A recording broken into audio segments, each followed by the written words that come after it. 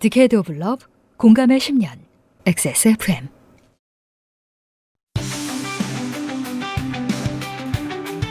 양산형 시사논평, 시사아저씨 문답.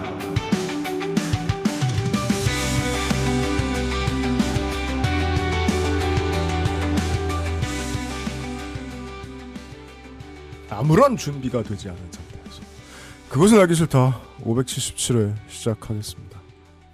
유승균 PD고요. 건조 에디터고요. 얼떨떨하게 앉아 있습니다. 네, 시사아저씨와 저는 잠이 부족합니다. 시사아저씨 잠도 못 자고 나와줘서 고맙습니다. 잠이 필요한 얼굴로 쳐다보고 계세요. 네, PD님을 눈으로 답했습니다. 네, 지그시 잠이 바라보셨어요. 부족한데 나왔으니 고마운 줄 알아라. 아니 왜요? 뭐가요? 뭐가? 어제 이제 저는 정말 지난달에 방송이 제가 마음에 안 들어서 준비를 철저히 하자. 그리고서 하루 동안 어제 명태균 스토커가 됐습니다. 정말 많은 공부를 했습니다. 내가 이렇게까지 많이 알아야 돼 싶을 정도로 공부를 열심히 했습니다. 하루 종일. 그러다가 밤 10시 25분에 흉한 것을 봐버렸죠. 그리고서 그냥 소셜을 좀 뒤지다가 대단한 이유는 하나도 없고 그냥 본능적으로 냄새를 맡으러 가보자 하고 차를 몰아서 여의도로 갔습니다. 아포칼립스 물 인트로의 매력적인 지점 뭔지 아세요? 차선의 의미가 없다. 사람들이 다 도망가는데 내가 반대로 갈 때 기대하는 게 뭔지 아세요? 저긴 지금 주차를 아무데나 해도 된다. 막 횡단보도 한복판에 하고 막. 그래서 국회의사당 정문 앞에 사람들 진짜 많이 가는 식당과 당에 따라서 자주 가는 커피숍들이 있어요. 거기가 몰려있는 그 골목 한복판에 차를 아무렇게나 딱 대고 약간 미니 GTA 체험 같은 걸 하셨군요. 예. 걸어 나가서 그냥 이것저것 보는데 그래도 김민아는 잘 땐 잘 줄 알았는데 밤엔 게임하고 할 줄 알았는데 새벽에 김민아가 끌려 나와 있는 거예요. 유튜브에. 아무도 못 노는구나.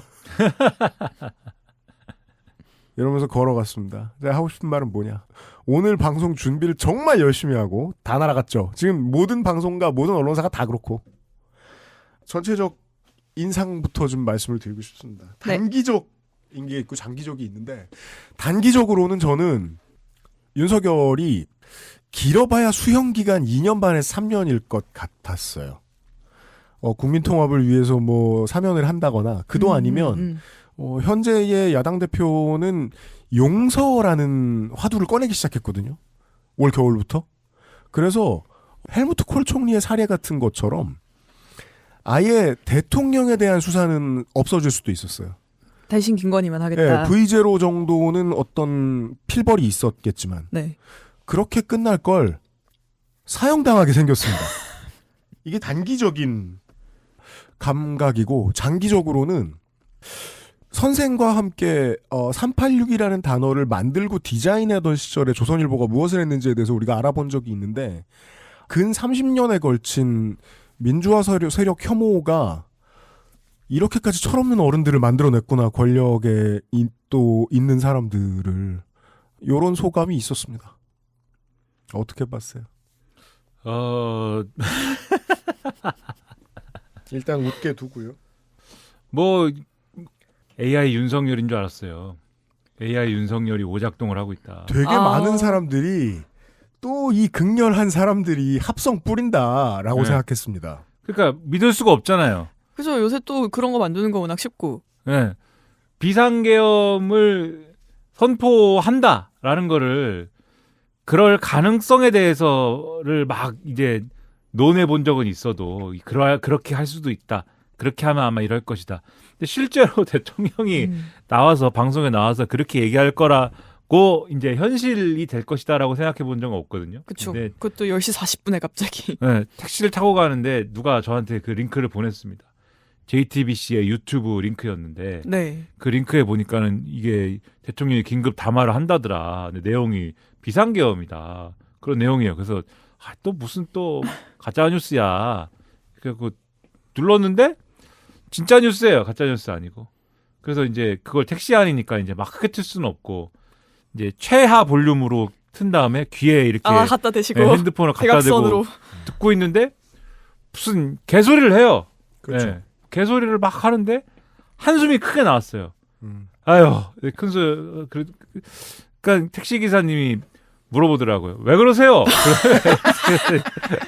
무시하기 어려운 한숨이었군요. 네, 택시 기사님 왜 그러세요? 그래가지고 이제 이거를 어떻게 얘기를 해줘야 되나. 택시 기사님이 어떤 사람인지를 모르잖아요 지금. 그렇죠. 택시 기사가 운전을 하고 가는데 음. 뭐 태극기 애호가인지 뭐 이런 걸 모르잖아요 지금. 그래서 최대한 예를 갖춰서 얘기를 해줬습니다. 아, 대통령님께서 방금 비상계엄을 선포를 하셨습니다. 그냥 끼익 하지 않은 게 대통령님께서 다행이네요. 그 택시 기사님이 뭐라고 하였느냐. 윤석열이가요? 왜요? 명태균과 비슷한 반응을 보여줬네요. 윤석열이가요? 왜요? 그래가지고 반국가 세력을 이렇게 이제 일소하시기 위하여서 이렇게 이걸 선포하신다고 그때 막 욕을 하면서 아 윤석열이 퇴진 집회가 커지니까는 이렇게까지 막 이 얘기를 그 정치 평론가처럼 하더니 근데 믿지를 않는 거예요 택시 기사님이. 택시기사님은 정치평론을 잘하죠. 네, 근데 비상계엄을 그래서 선포를 한다는 거예요, 했다는 거예요. 그러니까 이게 못 믿는 거죠. 아, 그죠. 한다는 얘기를 너는 그래서 한다는 얘기를 어디서 주워 듣고 나한테 얘기를 하는 거니? 아니면은 지금 지금 했다는 거니. 했다는 뉴스를 보고 나한테 얘기를 하는 거니? 컨펌 됐냐? 너 지금 크로스 체크 그쵸? 됐냐? 네. 그래갖고 이제 나는 또 얘기를 하는 거죠. 아, 지금 뉴스에 나와서 그렇게 비상계엄을 선포를 했답니다. 이제 이제 기사님도 이제 고민이 깊어졌는지 그 다음부터 얘기를 안 하더라고. 그러니까 다 비슷한 생각들이었을 거예요. 그 화면을 보고 이게 현실인가, 꿈을 꾸는 것은 아닌가. 그러고서는 이제 집에 왔는데 집에 와서 야 이게 뭐지? 라는 생각을 하면서 대번에 든 생각은 이전까지는 사람들이 어디 제가 이제 유튜브에 가서 뭐 떠들면은 이제 그런 질문이 많이 있었거든요. 이 명태균 이슈도 있고 김건희 여사 이슈도 있고 뭐 등등등 이렇게 많이 나왔는데 사람들이 이 정도 됐으면은 과거에 박근혜 정권 같으면은 태블릿 PC고 뭐고 지금 다 나온 거 아니냐. 대통령 육성까지 나왔으면 그러면은 사람들이 이 추위에도 불구하고 다 거리로 쏟아져 나와가지고 윤석열 퇴진을 외치고 그래야 되는데 왜 이렇게 조용하냐? 그러면 이런 질문들을 막 해요. 그러면 거기에 대해서 답을 해야 되지 않습니까? 평론가가 답을 합니다. 이게 탄핵 피로감이라는 것도 있고 그렇다. 근데 이제 탄핵 피로감 하면 사람들이 단순한 답이라고 생각을 해요. 근데 단순한 얘기가 아닙니다. 왜 단순한 얘기가 아니냐? 네. 박근혜 정권 때는 사람들이 이렇게 많이 생각을 했던 것 같아요. 제 생각에는. 내 인생에 딱 한 번 대통령을 탄핵을 한다면 그게 지금이다. 맞아요. 촛빛 쌓이기를 내 인생에 한 번 쓰는 거다. 맞아요. 내가 평생 길을 모아가지고 지금 한번 쓰는 거다. 촛빛 쌓이기를. 맞아요. 쿨타임은 영원히 차지 않을 것이다. 그렇죠. 그래갖고 한번 이거 쓰는 건데. 신지의 변절 같은 거. 네. 딱 한 번만 쓸 수 있다면 그죠. 네.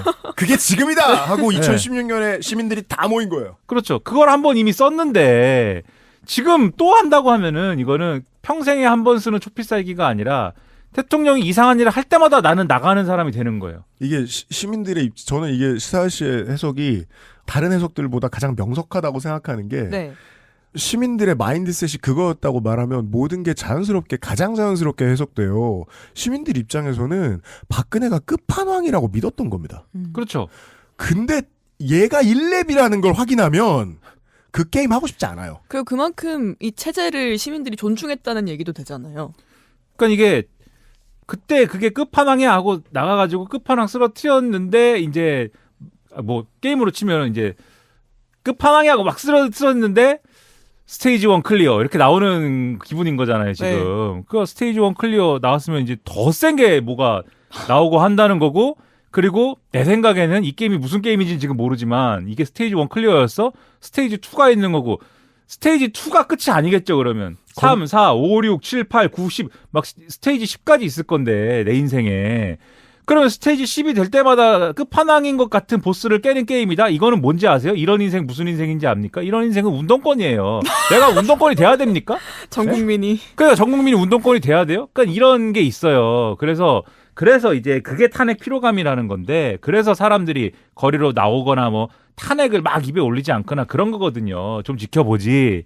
그럼 뭐 윤석열이 진짜 웃기다. 윤석열이 나라를 다스리는데 재주가 없다. 윤석열이 진짜 자기 와이프만 감싸고 말이야. 이런 얘기는 막 해도 거리로 나간다든지 탄핵을 빨리 하자든지 뭐 이런 얘기는 이제 별로 생각하고 싶지 않은 얘기였던 거예요. 근데 어제 제가 떠드는 이 시점에 어제 윤석열 대통령님께서 하시는 말씀의 오금을 듣고 그 광경을 화면을 보면서 제가 느낀 거는 이제는 달라졌다. 새로운 스테이지 이제부터 이 스테이지 1이다 이게 다시. 여기서 또 2가 아니라 다시 1인 건가요? 그렇죠. 이 박근혜 대통령은 중간 보스 정도고 이제 새로운 스테이지 1에 이제 끝판왕이 또 등장을 하는 것이다. 그게 완전히 달라지는 거다 이제부터는 이런 느낌이 딱 들었고 이제부터는 새로운 탄핵 정국이 시작이 되는 거구나라는 느낌이 딱 드는 그러한 이벤트였죠. 네, 그랬더니 전화가 옵니다. 시사인이라는 데서 지금 올 수 있냐고 전화 오고 지금요? 그랬더니 지금 뭐 올 수 있냐?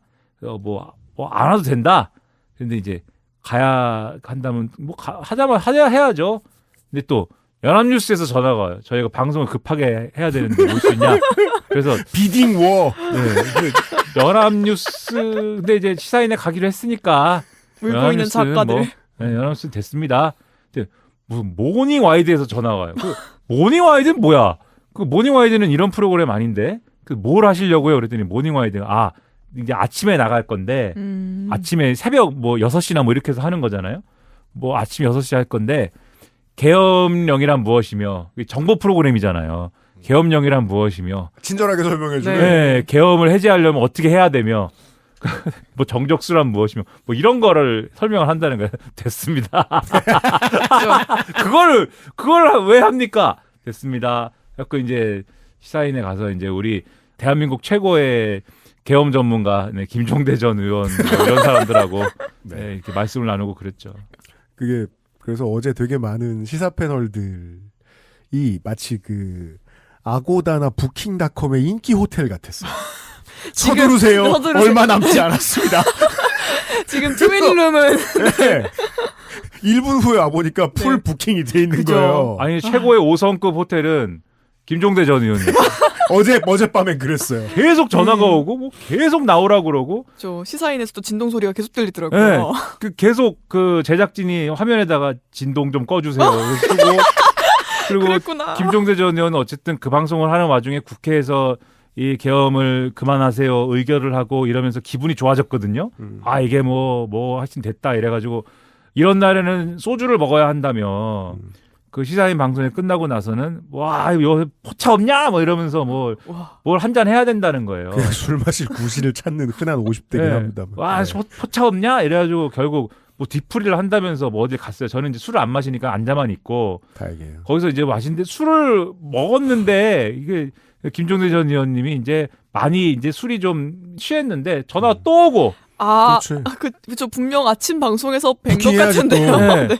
전화 또 그 와중에 전화 연결을 또 하고 새벽에 새벽 3시 4시에 MBC 시선 집중은 3시 4시에 유튜브를 왜 하고 있습니까? 특집했죠 또. 그걸 또 하고 거기서도 막 섭외를 자꾸 한다 그러고. 네, 김종대 전 의원은 난 취해서 안 한다 자꾸 이러고. 아주 진기한 풍경을 많이 봤습니다. 저도 차를 몰고 이렇게 여의도로 가면서 계속 고민했어요. 생방을 켜야 되나? 나 혼자 해본 적 없는데 인스타에 생방을 키는 건 너무 상황에 비해 팬시한 접근 아닌가? 많이 했잖아요. 켰어야죠. 그리고 인스타에다가 라이브를 하면 하루 만에 펑이 될 텐데 그걸 어떻게 하지? 없어 보이지 않나? 유튜브에다 하면 유튜브에 할 때는 내가 우리 회사 유튜브 계정 비번을 연동을 안 해놔가지고 우리 유튜브에 제 폰의 유튜브에 이걸 새벽에 사람들한테 깨워가지고 비번 알려달라 그러기도 뭐하고 혼자 해본 적도 없어 사고 날 것 같기도 하고 그냥 되는 대로 일단 영상이라도 찍어서 그래서 이제 어제 새벽에 생각으로. 그냥 제가 늘 하던 방식으로 녹음해서 바로 올렸다는 거 아닙니까? 일로 돌아와서. 그래요? 네, 근데 이제 생방 할까 고민하다가 내렸더니 내려서 이제 국회의사당 이제 걸어가서 이제 사람들 많이 몰려 있는 가운데 문 이제 차벽 싹 쌓여 있고 이렇잖아요. 그쪽에 거의 다 갔더니 계속 어깨를 부딪히는 사람이 카메라를 보면서 막 중계를 하고 있어요. 장인수 기자인 거예요. 또 누가 탁 부딪히고 지금 저기서 무슨 일이 있는데요? 이러고 봤더니 장윤선 기자예요. 장씨들이. 네, 그리고 이제 막 누가 이렇게 통화하면서 시끄럽게 막 뭐라고 떠들면서 존댓말로 뭘 하고 그럼 보고를 하거나 방송을 하고 있는 거잖아요. 누가 또 이렇게 바로 제 눈앞으로 탁 지나가요. 이상호 기자였어요. 보면서 나까지 하지 말자. 아니죠. LTE 딸린다 지금. 그럴수록 했어야죠. 나만이 할 수 있는 걸 보여줬어야 그 계엄군 앞에 가서 랩을 하는 겁니다. 랩을 하면서 댄스를 딱 추면서 이거는 이 무대는 내가 주도한다. 이거를 보여줬어야죠. 오랜만에 한다. 오랜만에 내가 무대를 문화재. 만든다. 짓이에요. 네. 그 문 앞에 있었단 말이에요. 너희는 총을 쏘지만 나는 랩을 속사포로 쏜다. 내가 까먹은 지가 언젠데. 이거 화낼 시간에 이 얘기나 더 해요. 그 앞에 이제 있다 보면 사람들의 눈빛만 봐도 자기들이 지금 뭐하러 와 있다는 걸 시민들이 안다는 걸 느낄 수가 있어요. 나는 지금 병력이 더 들어올 때를 대비해서 몸빵하는구나라고 생각하고 계신 거예요. 거기 있는 많은 시민들이. 아 그렇구나 라고 그냥 판단하고 그냥 분위기 보고 있는데 이미 제가 걸어 들어갈 때 헬기들이 들어갔었고 그리고 나서 걸어서 들어오는 병력이 있었어요. 중앙의 문 쪽으로. 그걸 제가 좀 이따 소개해 드릴 텐데 군기 빠져가지고 걸어오고 말이야. 그게 수방사 SDT였어요. 나중에 봤더니 경찰 특수임무대입니다. 군인입니다. 네. 흔히 이제 놀고 먹는 땡보 군인들이 아주 멋있게 우러러 보는 사람들이죠. 군정 경찰, 뭐 민정 경찰 이렇게 써 있는 군사 경찰입니다. 대테러하고 평소에는 주로 재난 구조랑 요인 경우 합니다. 혹은 공항에 들 계시죠. 심지어 코로나 때는 백신 호송하던 사람들도 그 사람들입니다. 정치가 무엇 하느냐에 따라서 군은 쓰임새가 이렇게 달라요. 아무튼 완전 까만색 대테러복을 차려입고 나왔어요. 박선원 의원이 했던 얘기들 오늘 많이 뒤져볼 텐데 그 국가정보원 차장 출신의 박선원 의원이 지금 정보력을 동원해서 기획을 많이 캐냈죠. 수방사의 경찰 특수임무대가 요인 체포조 운영됐을 것이다라고 얘기해요. 그중에 나중에 들어온 병력들이 제가 눈앞에서 봤던 거예요. 제 앞에.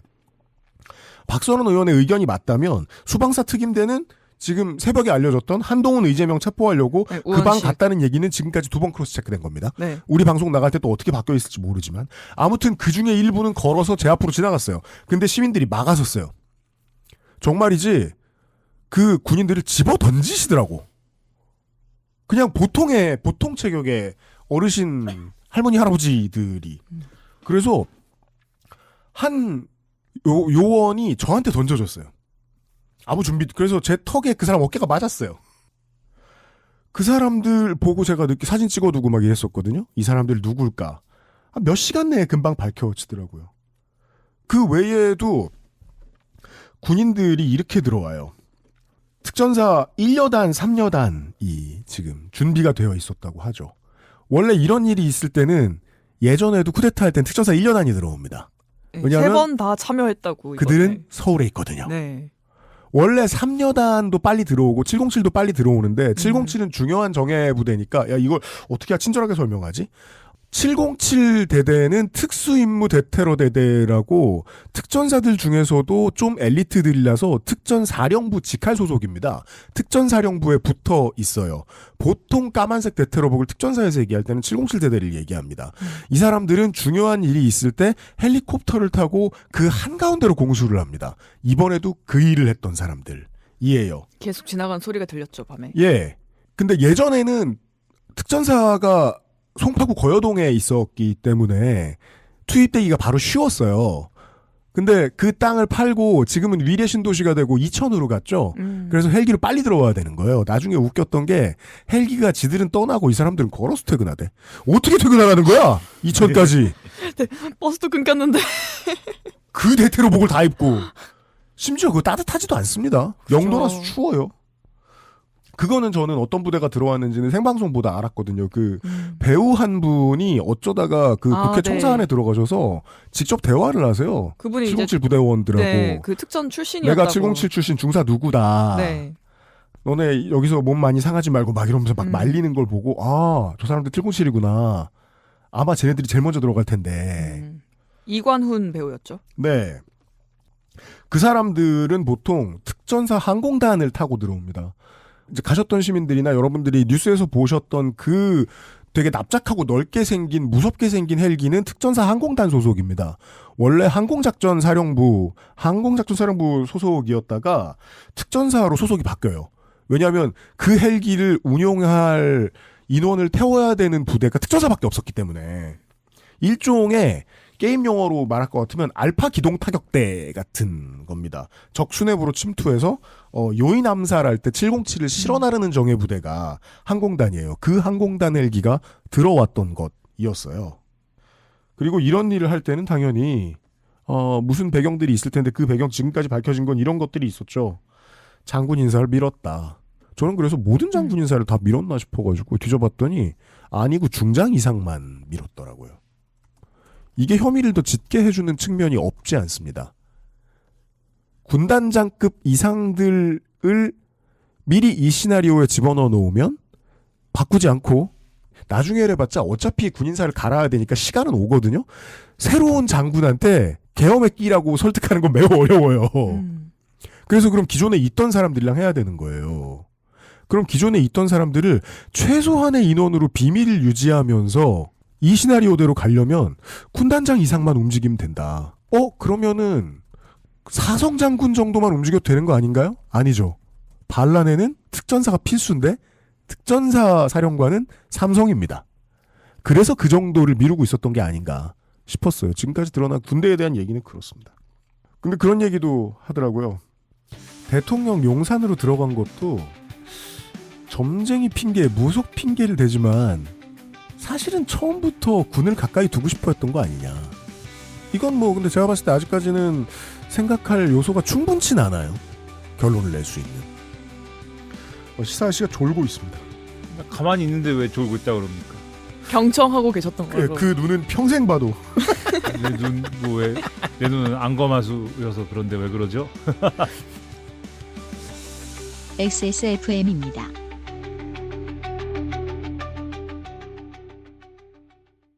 AI야, 흔하게 보이는 기부 광고 특징 알려줘. 기부 광고의 특징은 첫째, 동정심을 자극하는 아이들의 슬픈 표정, 둘째, 빈곤, 질병 등 열악한 환경 연출, 셋째, 무거운 분위기를 조성하는 어두운 배경 등입니다. 기부 광고 속 아이들의 슬프고 힘든 모습, 문제는 없을까요? 아름다운 재단은 우는 아이의 사진이 없어도 마음을 열 수 있는 건강한 기부 문화를 꿈꿉니다. 당신의 기부가 더 건강하게 우리 사회에 자리 잡을 수 있도록 아름다운 재단과 함께 해주세요.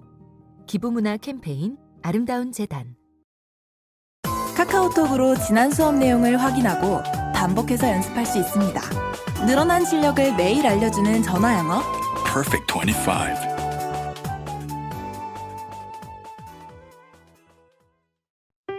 활력 하나 더, 생기 하나 더, 내 삶에 하나를 더한다. 로하스웰.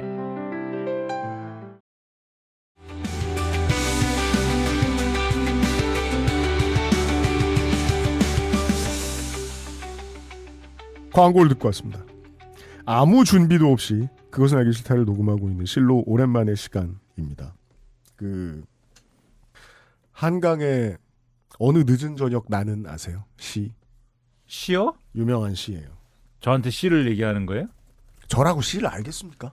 래퍼잖아요. 왜 되지도 않는 거야 자꾸 갖다 붙이는데. 래퍼. 다른 뭘 갖다 붙여도 좋은데. 래퍼는 시인 아닙니까? 세상에. 왜 유명한 거 있잖아요. 밥 얘기 나오는 거요. 네, 영원히 지나가 버리고 있다. 마지막 두 줄이 이거잖아요. 밥을 먹어야지. 네. 나는 밥을 먹었다. 네. 처음에 국회의사당 내렸을 때 국회의사당을 맨날 가는 사람들이 아는 몇 곳의 스팟들이 있는데 유명한 스팟들 중에 24시간 김밥집이 있어요. 거기가 텅텅 비어 있는 거예요. 원래 바쁜 날에는 12시쯤에 손님이 가득하거든요. 싸러 오는 사람들, 배달 받는 사람들. 근데 라이더도 없고 손님도 없고 주방에 여사님 두 분이 밥을 드시는 거예요. 이건 지금 논단 소리잖아요. 그렇구나 하고 갔더니 길 건너에선 전쟁이 벌어지고 있죠. 그리고 새벽 1시에 저는 의사봉 치고 사람들이 환호하는 걸 들으면서 녹음하러 왔단 말이에요. 그래서 그 1시가 돼서 그렇구나 하고 그 앞에서 담배를 피고 길을 건넜죠. 1시 5분이에요. 그때 꽉 차 있는 거예요. 김밥집이. 이제 시민들이 더 몰려오기 시작했으니까. 1차 해제. 배가 고프다. 기자로 보이는 사람 다수. 시민들로 보이는 사람 다수. 이렇게 김밥집에 앉아있는 걸 보고 야, 큰일이었구나. 밥을 먹겠다는 생각을 아무도 못하다 지금 하는 걸 보고 라는 생각이 들었어요. 그때 한참 시사인에서 시사인 씨가 아무 말이야 막 떠들고 있을 때 말이에요. 굉장히 화를 내시면서. 그때 했던 것 말고도 많은 조치들이 지금까지 드러나고 있습니다. 제가 확인했던 것들은 이런 게 있었습니다. 30분 안에 네이버와 다음에 모든 댓글이 바뀌었었어요. 그냥 뉴스, 제가 궁금해서 다 들어갔어요. 스포츠 뉴스, 문화, 연예 뉴스, 다음 카페 이런 데들의 댓글이 다 막혀 있었어요. 뭔가 준비된 시나리오 안에 그게 있었다는 거겠죠. 그리고 전국 은행에 ATM이 막혀 있다라는 제보가 되게 많이 들어왔어요. 저희한테도 들어왔죠. 예, 지금은 슬슬 보도가 나왔을 거예요. 네. 그래서 제가 생각했던 건 이거예요. 야, 저 한 줌도 안 되는 아저씨들이 모여가지고 한다는 생각이 댓글 못 쓰게 해라. 유튜브는 못 막지만, 틱톡은 못 막지만, 그거랑 현금 못 뽑게 해라. 체크카드는 못 막지만. 저는 실제로 그 뒤에 나오는 조치와 그 포고령의 심각함을 비교해봤을 때 이게 너무 인식의 괴리가 오는 거예요. 모든 집회와 언론, 뭐 시위와 언론의 자유를 다 박탈하고 뭐 처단을 하고 이런 얘기를 하는데 그 뒤에 한다는 조치가 왜 이렇게 뭐 심각한 조치기는 한데 왜 이렇게 구체적이지 못하지? 결의가 느껴지지 않지? 좀 그런 생각이 들었거든요. 그죠. 그러니까 이 정도 수준의 판단을 하는 사람들이 일으킨 일이구나.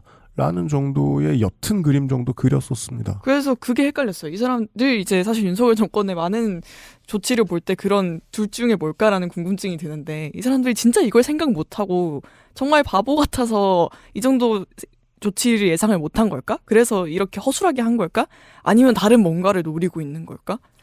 그래서 네. 지금 우리가 경계를 늦추지 않고 있는 것이기도 하고요. 네. 제가 시사일씨 앞에서 아이톨주소 같은 얘기 웬만하면 안 하려고 하자. 그런가? 아닌가? 사실은 하나 계속? 내가 뭘 했습니까? 이러면서. 그때 이런 얘기했던 사람 다 나와! 이러면서. 근데 어제 새벽은 그런 얘기가 대세였어요. 그렇잖아요. 조선일보가 김민석이 옳았다 기사를 올리는 걸 보고 분노한 시민들이 되게 많았고 16년에 추미애 의원, 조홍천 의원이 위수령 문제 이야기할 때서부터 얘기하면서 결국 모든 게 다 있었던 거 아니냐. 라고 어제 화를 내는 사람들이 정말 많았단 말이에요. 저는 시사인 방송 못 봐서 그런데 그런 얘기는 안 했나요? 그런 얘기를 할 정신이 없죠. 왜냐하면 이 진행되는 상황에 대해서 계속 얘기를 하고 있어요. 맞다. 때려 부수고 있으니까. 네. 그래서 뭐 그렇게까지는 얘기를 안 하고 뭐 그 방송에서는 뭐 지금 상황이 이렇다. 앞으로 어떻게 될 것이다. 뭐 이런 얘기를 주로 했죠. 네. 저 사람들 감성이 뭐길래 저런 짓을 했나를 얘기할 때 많은 사람들이 비상계엄 선포 담화의 전문을 많이 얘기하곤 하는데 그걸 보고도 비합리적인 부분이 한둘이 아니잖아요. 이게 모두가 다 느끼셨을 것 같아서 제가 얘기를 안 하는 거지.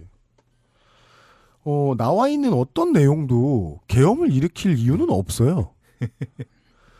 22건의 정부 관료 탄핵 소추를 발의했대요. 22건을 어제 하루에 냈으면 내가 1%라도 계엄을 할 생각을 했겠다. 2년 반에 걸쳐서 한 거잖아요. 네. 10명째 탄핵을 추진 중에 있습니다. 심지어 추진하는 중이잖아. 판사를 겁박하고 다수의 검사를 탄핵하는 등 사법 업무를 마비시켰다. 무슨 소리입니까? 창원검찰에서 지금 명태균을 얼마나 열심히 캐고 있는데 행정부마저 마비시키고 있다. 행안부 장관, 방통위원장 탄핵, 감사원장 탄핵, 국방장관 탄핵 시도 등. 국가예산 처리도 마약범죄 단속, 민상치행 유지를 위한 주요 예산을 전액 삭감하여 이것도 이유인 거예요. 중요한 이유. 국가 본질 기능을 훼손했다. 이게 불과 화요일, 월요일 그 지난 주말에 모든 시사평론가들이 얘기하던 거거든요. 예산안 감액에 대한 분석. 그게 제일 원래 이번 주의 핫 이슈였죠. 근데 결국 부하가 치밀어 오른 건 특수활동비를 왜 깎느냐는 거잖아요. 전 그걸 마약이랑 연결시키는 것부터가 너무 꼼수 같아가지고 제일 이해가 안 됐었고요. 마약도 궁금해요. 나중에 네. 한번 캐봐야 될 것 같긴 해요. 특활비 문제를 왜 바로 마약이랑 연결을 짓는 건지. 다만 생각할 수 있는 건 굳이 여기까지 안 가도 돼요. 그러니까 누가 세금을 명목 없이 몰래 쓰래? 라는 말까지 가지 않아도 돼요. 네. 근데 명목 없이 몰래 쓰던 세금이 이 사람들 인생에 얼마나 중요한지를 인정했달까? 검사 출신 대통령이 명목 없이 쓰는 세금을 못 쓰게 하면 계엄을 선포할 거야? 또 이 문장 안에 들어있는 주장이라고 전 보거든요. 제가 좀 더 읽어드리겠습니다. 대한민국을 마약 천국 민생 치안 공황 상태로 만들었습니다. 마약 얘기를 굳이 두 번이나 합니다. 메인 이슈가 아닌. 마지막으로 마약이 메인 이슈였을 때는 언제죠? 윤석열이 의심받았을 때입니다. 관세청은 왜 마약을 그냥 패스시켜줬는가? 그리고 민주당이 심해 가스전 개발 사업 대왕고래를 4조 삭감했다. 그 대왕고래 때문에 그럼 계엄을 한 거기도 해요. 그냥 자기가 하려고 했던 모든 걸 얘기하고 있는 거잖아요. 그러면. 네. 이 예산 폭거도 계엄의 이유인 거예요. 그건 글쎄 글쎄다. 제가 지금 바빠가지고 모든 방송을 다 보고 모든 신문을 다 읽지 못했지만 적어도 이 담화에 찬성하는 언론인은 못 본 것 같아요. 맞는 말이다라는 얘기도 못 들어본 것 같아요. 아니 그 헌법에 보면은 계엄의 요건이라는 게 있습니다. 계엄은 그냥 하고 싶을 때 네. 끼고 싶을 때 끼는 방귀 같은 게 아니고 방귀 뿡뿡 낄 때 뭐 그렇게 하는 게 아니고 계엄이라는 거는 전시나 사변에 준해는 국가 비상사태가 있을 때 선포하는 거예요. 국가 비상 상태. 그렇죠. 그런데 지금 말씀하셨다시피 대통령이 나는 비상계엄을 선포할 거야. 이러저러한 이유 때문이야. 라고 쭉 나열한 이 논리를 보면은 야당이 종북 세력이고 반국가 행위를 하고 있기 때문에 이 적과 내통하고 있는 거나 다름이 없다. 그래서 이게 이제 이걸 논리를 확장해가지고 잘 알아들으려고 노력해서 이해를 해보면은 아주 그 적과 내통해가지고 그런 행위를 지금 하고 있으면서 나라를 이제 붕괴시키려고 하기 때문에 자유민주주의 국가를 붕괴시키려고 하기 때문에 내가 이걸 막고 이 종북 세력을 내가 일소해야 되겠다 이거잖아요. 그러면은 네. 그 근거가 뭐냐? 야당이 적과 내통해가지고 그러한 행위를 하고 있다라는 근거가 뭐냐? 그게 뭐냐면 지금 쭉 말씀해 주신 대로 국가를 운영을 못하게 하고 있다. 어떻게 운영을 못하게 하고 있느냐? 첫째, 예산을 통과를 안 시켜준다. 그렇지. 정부가 하고 싶은 일에 대해서 예산을 통과를 안 시켜주고, 두 번째, 세계 어느 나라도 이제 이렇게 하지 않는 탄핵을 계속한다. 관료를 탄핵한다. 네, 장관을 탄핵을 하고 검사를 탄핵을 하고 사법부를 그래서 겁박을 하고 뭐 등등등등 뭐 이런 것들을 계속한다. 그래가지고 결과적으로 뭐 아무것도 못하게 하고 국회는 범죄자들로 가득 차게 되고 뭐 등등등등. 국회가 범죄자들 가득 차 있어요. 네. 네. 그리고 심지어는 뭐 아이돌 봄이 예산 막 이런 얘기까지 맞아요. 막 하고 복지 얘기 막 하면서 네, 그런 청년 얘기를- 일자리, 네. 아이돌 봄 재해 지원수당. 대책 예비비. 네. 뭐 그런 거를 뭐 이걸 통과를 안 시켜줬기 때문에 이게 다 어쨌든 간에 결국은 반국가적 행위다 이 논리인데, 근데 이런 논리는 전형적으로 갖다 붙이는 논리죠. 그러니까 반국가 행위고 반국가 행위를 하기 때문에 내가 계엄을 선포하는 거야를 정당화하기 위해서 갖다 붙이는 거고, 아까 예산을 통과시키지 않는다, 탄핵을 한다, 이게 전시나 사변에 준하는 비상사태라고 볼 국민이 어딨냐고요. 그쵸. 그게 아니고 요거는 집권 세력하고 야당이 정치적으로 풀어야 되는 현안인 것이죠. 집권 세력이 이 상태, 그러니까 야당이 감액만 반영을 해서 자기들이 이제 다수 의석을 갖고 있는 상황에서 예산을 감액한 것만 본회의에 올려가지고 통과시키는 그 상태가 마음에 안 들면은 정치력을 발휘해서 증액 협상을 해봅시다라고 이 협상을 스타트 시킨 다음에 그 협상 테이블에서 성의 있게 논의를 하면 될 거 아닙니까? 그런 정치력을 발휘하면 되잖아요. 그런 정치력을 발휘하라고 대통령을 뽑아준 것이고, 그런 대통령을 뽑아줬기 때문에 지금의 여당이 된 거 아닙니까? 의석수가 적어도. 그 의석수가 적은 게 마음에 안 들면 총선에서 이겼으면 된 거 아닙니까? 이게 다 정치의 과정이잖아요. 정치의 과정이고 정치의 결과 아닙니까? 이런 정치를 본인들이 해서 그러한 결과를 맞이한 것은 본인들의 책임이잖아요. 그게 정치적인 결과에 책임을 지는 자세 아닙니까? 그런데 그게 이제 계엄 선포의 근거다라고 하면 안 되는 것이고, 탄핵과 관련돼서도 역시 마찬가지예요.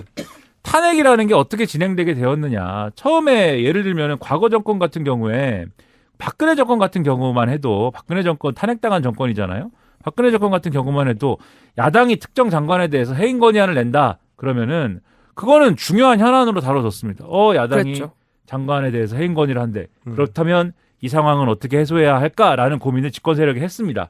그게 뭐 시원치 않은 결과로 이어졌다 하더라도 중요한 현안으로 다뤘어요. 해임 건의만 해도. 근데 이 정권은 어떻게 해요? 이태원 참사가 벌어졌는데 이상민 행안부 장관에 대해서 당시 야당이 해임 건의를 합니다. 했었죠. 해임 건의를 하는데 뭐라고 반응을 해요? 방탄이다 뭐 이런 얘기하고, 그죠.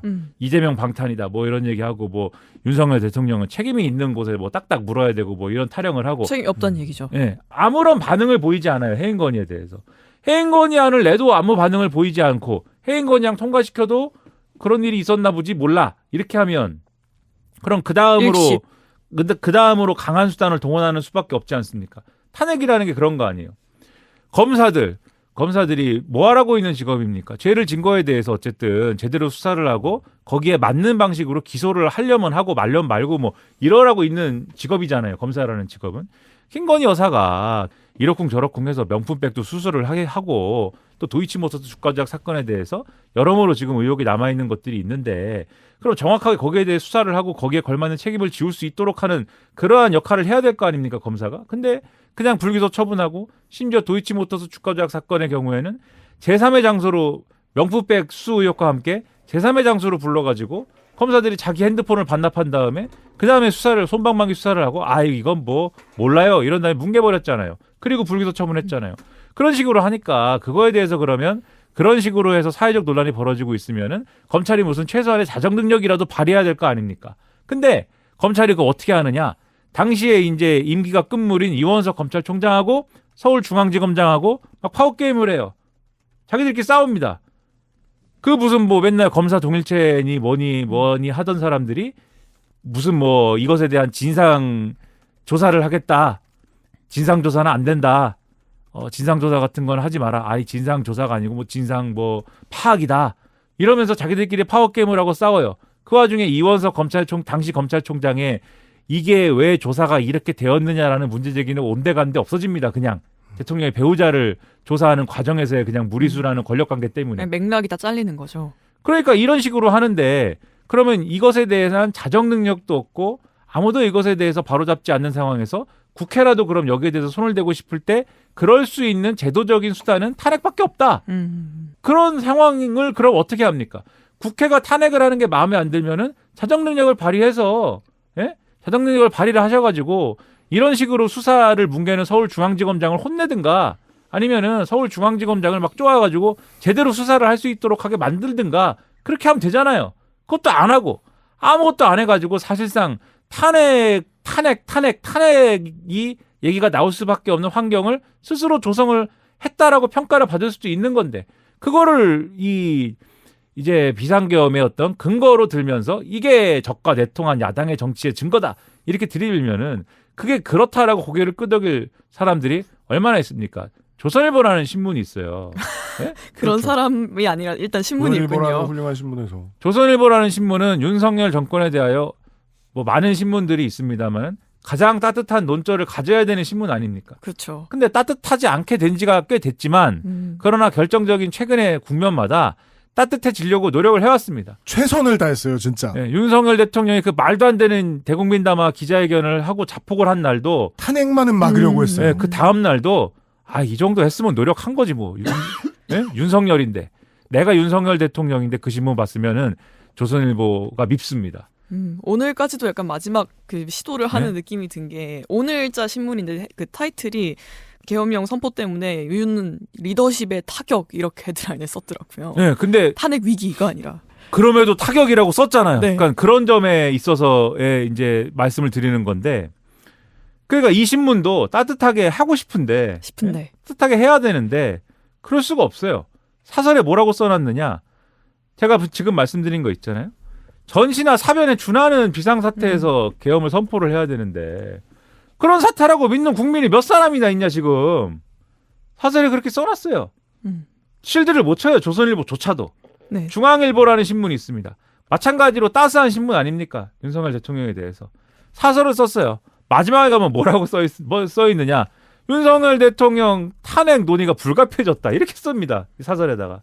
중앙일보는 조선일보에 비하면 조금 냉소적인 태도를 늘 유지해 오긴 했는데 게다가 또 인력이 JTBC하고 인터체인지 되잖아요. 그러면서 서로 따뜻한 물 왔다가 찬물 갔다가 왔다 갔다 하거든요. 열평형. 예.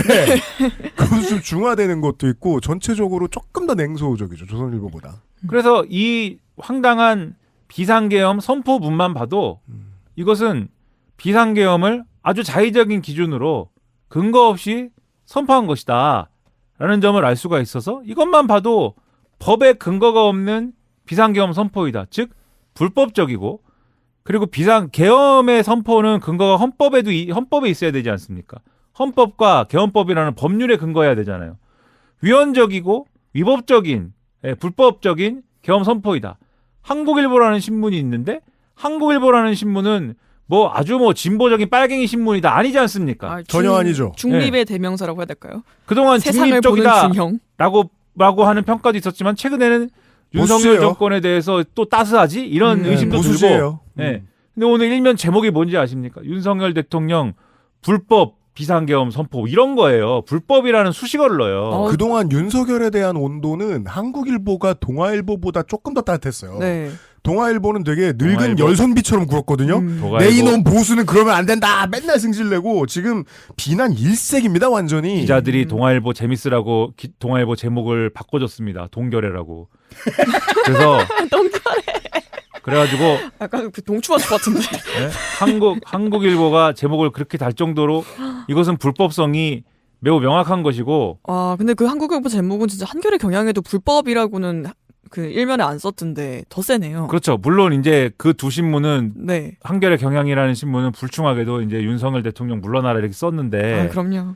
네, 일면에다가 사설을 따로 한겨레 같은 네. 경우에 따로 써가지고 이렇게 달았는데 아무튼간에 그 실드를 칠 수 없는 지경이 이제는 돼나서 불법이라는 점에 대해서는 이걸 부정할 수 없는 지경이 돼나서 심지어는 판례도 있는 거예요. 55년도 판례가 있다면서요? 55년도요? 저는 55년도까지는 모르지만 5.18 광주 민주화 네. 운동 그 관련 판례가 있는 거지 않습니까? 1997년 판례. 이렇게 네. 근거 없이 비상계엄을 선포를 하고 그리고 이 비상계엄을 선포한 거에 대해서 국회가 이래저래 이제 잠깐만. 저 한 번에 저 하나의 가사에 그 세 곡을 집어넣지 마시고. 알았어요. 네. 지금 그래, 벌써 알았어요. 그 선포 요건 불충족한 얘기하고 예, 언론 반응 얘기하다가 거기 잠깐만 갔다 올게요. 그러면 알았어. 그렇게 한 거에 대해서는 심지어는 내란죄다까지 갈 수 있는 쟁점이어서 제가 이제 불법성을 얘기하려고 한 거니까. 그래서 이것의 불법성은 매우 명확하다라는 게 여기에 이제 확인되는 그러한 선포인데 네. 심지어 또 뭐가 있냐면 이런 거를 어쨌든 계엄을 선포하잖아요.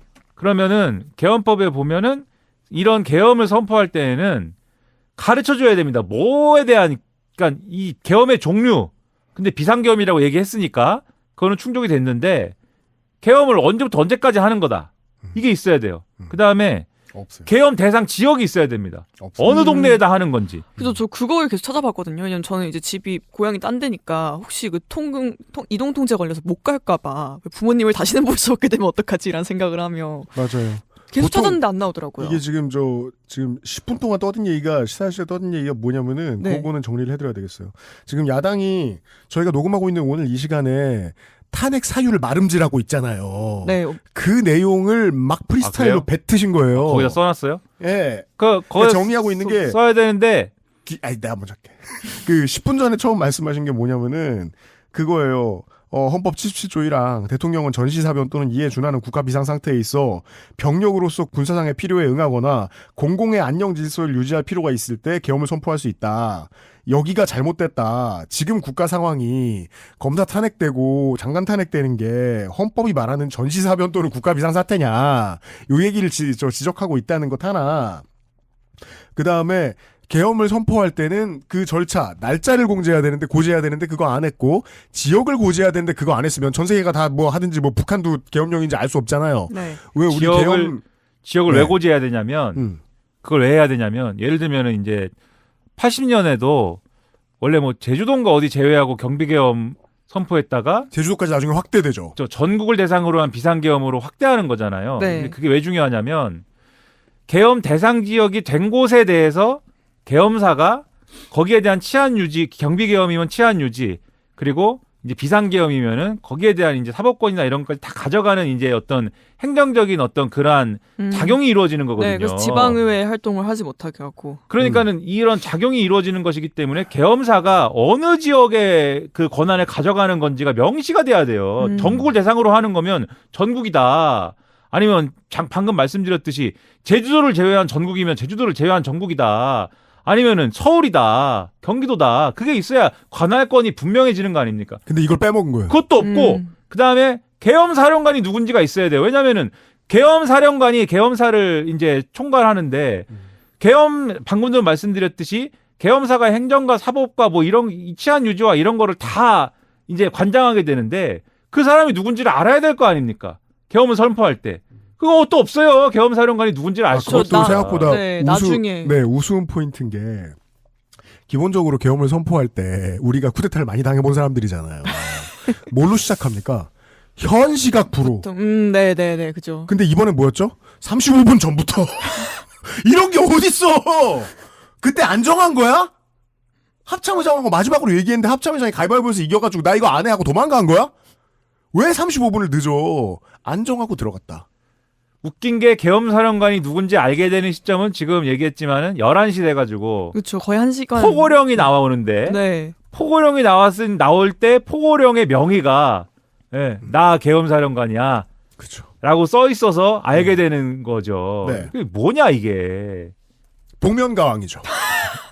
노래 다 불렀어. 네, 계엄 사령관은 바로 60초 후에 공개할 35분 후에 공개하는 거예요. 네. 그리고 불법입니다. 이런 황당한 그리고 절차도 이제 지켰느냐에 대한 문제 제기가 있었는데 국무회의를 안 하고 지금 한 건 줄 알았는데 국무회의를 지금 했다고 주장하거든요. 그죠? 이게 언론사마다 말이 다르더라고요. 네, 국무회의를 했다고 주장하는데 그 국무회의는 맞습니까? 그러니까 이게 오늘 아침까지는 국무회의 안 한 것 같다. 네. 그래서 오늘 아침에 나온 신문들은 거의 다 뭐라고 썼냐면 국무회의를 한 건지가 확인이 안 된다. 왜냐면은 법에 뭐라고 되어 있냐면 계엄을 선포할 때에는 국무회의에서 건의를 받아가지고 대통령이 네. 건의를 받아서 계엄을 선포를 하고 그 결과를 지체 없이 국회에다가 통보를 해줘야 된다 이렇게 돼 있는데 네. 일단 국회 통고 안 한 거 불법. 네, 그렇죠. 헌법 그리고 제77조 4. 국무회의는 지금 이제 슬슬 밝혀지고 있는 중이고. 네. 그렇죠. 근데 국무회의를 했느니 안 했느니 국무회의를 안 했으니까 이게 불법이니 절차부터 문제가 있느니 막 이러니까 지금 국무회의에 갔다는 사람들이 막 등장을 해요. 그죠. 일단 총리가 내가 갔습니다. 한덕수 최상목. 예. 네. 부총리가 또 나도 갔습니다. 근데 그리고 주범 김용현. 그렇죠. 네. 이상민. 지금 갔다는 사람들을 재물해 보면 정족수가 안 됩니다. 물론 지금 이제 또 시간이 업데이트되면서 정족수가 될지도 모르겠는데 국무회의 제가 마지막으로 봤을 때까지는 정족수가 안 돼요. 그리고 갔어야 되는 사람들이 갔는지 안 갔는지를 막 대답을 안 해요. 왜냐면은 이게 만약에 불법적인 어떤 계엄을 한 것처럼 되면은 이 국무회의는 계엄을 심의할 권한이 있는데 이걸 근데 결정할 권한은 없어요. 심의만 하는 겁니다. 네. 근데 어쨌든 불법적인 계엄을 들러리를 선 게 문제가 될 수가 있잖아요. 그러니까 이 국무위원들이 갔는지 안 갔는지를 대답을 하기가 지금 싫은 거예요. 저희가 지금 녹음하는 순간까지 정리된 것들을 좀 알려드릴게요. 일단 확실한 사람 한덕수 국무총리, 최상목 기재부 장관, 김용현, 이상민, 조규홍 보건복지부, 농림부 송미령, 김영호 통일부 7이에요 지금. 그리고 조태열 외교부 장관이랑요. 9명이라고 제가 본 거에서 나왔거든요. 그러니까 최대 9명인 것 네. 같아요. 근데 법으로는 뭐냐면 국무위원 21명인데 그중에 11명이 나와야 돼요. 과반 이상이어야 되니까. 네. 지금 여가부가 차관이죠. 그 사람은 의결권 없어요. 그럼 빼도 11명이거든요. 그럼 많이 나왔대야 9명이니까 어차피 지금 불법입니다. 그러면 국무회의는 맞는 거냐? 그러면 이 모임의 성격이 네. 뭐냐 이게? 네. 참고로 그 9명 중 1명은 대통령입니다. 그리고 다만 몇 명 더 얘기. 그 조태열, 네. 중기벤처부 오영주, 법무부 박성재, 문화체육부 유인촌, 환경부 김한섭, 과기정통부 유상임 이 사람들이 참석 여부를 물으면 말 안 하고 있거든요. 나간 걸 수 있거든요. 네. 그 사람들이 다 나간 거면 정족수는 차요. 그렇긴 하죠.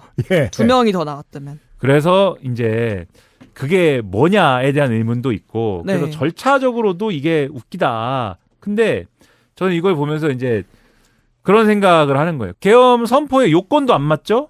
그리고 절차도 허술했죠? 그런데 이거를 무슨 용기를 가지고 그러면 비상계엄 선포를 했느냐?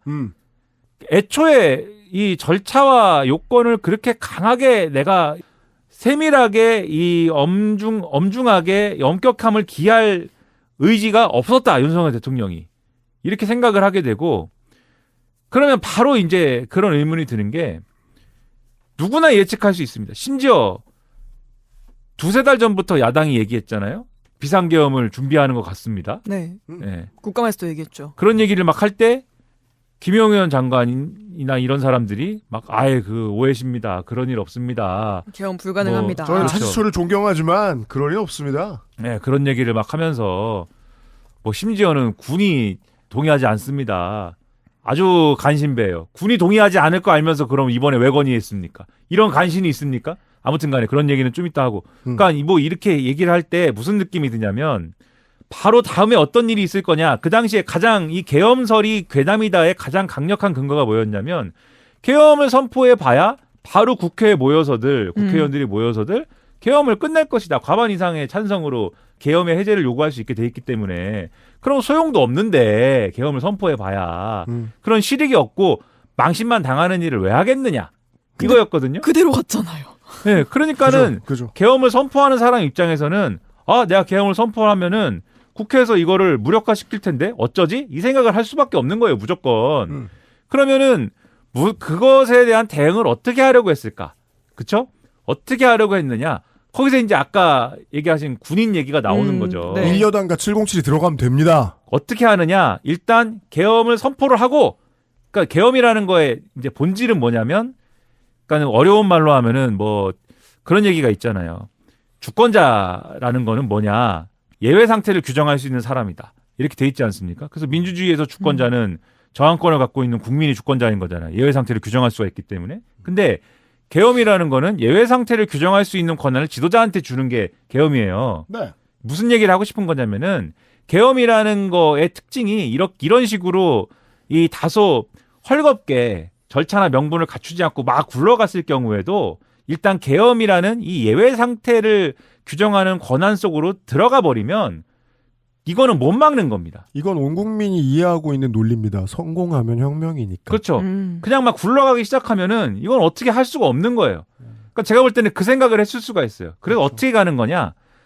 포고령에 보면은 포고령 1번이 정치활동 금지잖아요. 정당 활동 금지, 국회 네. 활동 금지죠. 근데 정치활동을 금지시켰는데 정당 활동을 금지시켰는데 국회로 가고 있다. 국회의원들이.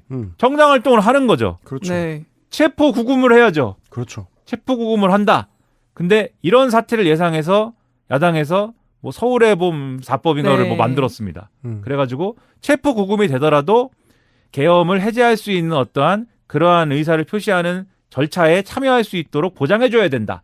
이걸 만들었는데 필요 없어요. 체포 구금이 됐는데 그런 게 어디 있습니까? 그냥 뭉개는 거예요. 그죠. 여기서부터는 완전 야바위인 게 포고령 1호가 승리하면 그래서 아무나 막 잡아들일 수 있어 정치인을 거기서 승리하면 계엄법을 지킬 필요가 없다고 생각한 거죠. 네, 그냥 들어가는 것이고 그냥 체포 구금하고 그 다음은 몰라. 계엄 해제 요건 자체가 성립이 안 되는 상황이 되니까. 그러니까 국회를 못 모이게 하면 국회가 의결할 상황이 안 되니까. 네. 그냥 집어넣고 거기서 구금이 돼 있는 상태에서 손 들고 제가 그거 의결하려고요. 이게 먹히겠냐고요. 제가 그거를 하겠습니다. 지금 법에 의하여서 제가 저의 권한을 국회의원이 저의 권한을 지금 쓰겠습니다. 뭐 이렇게 하는 게 뭐 먹히겠습니까? 계엄군이 조용히 해 이러면은 뭐 안 되는 거잖아요. 그게 예외 상황, 비상 상황의 본질이잖아요.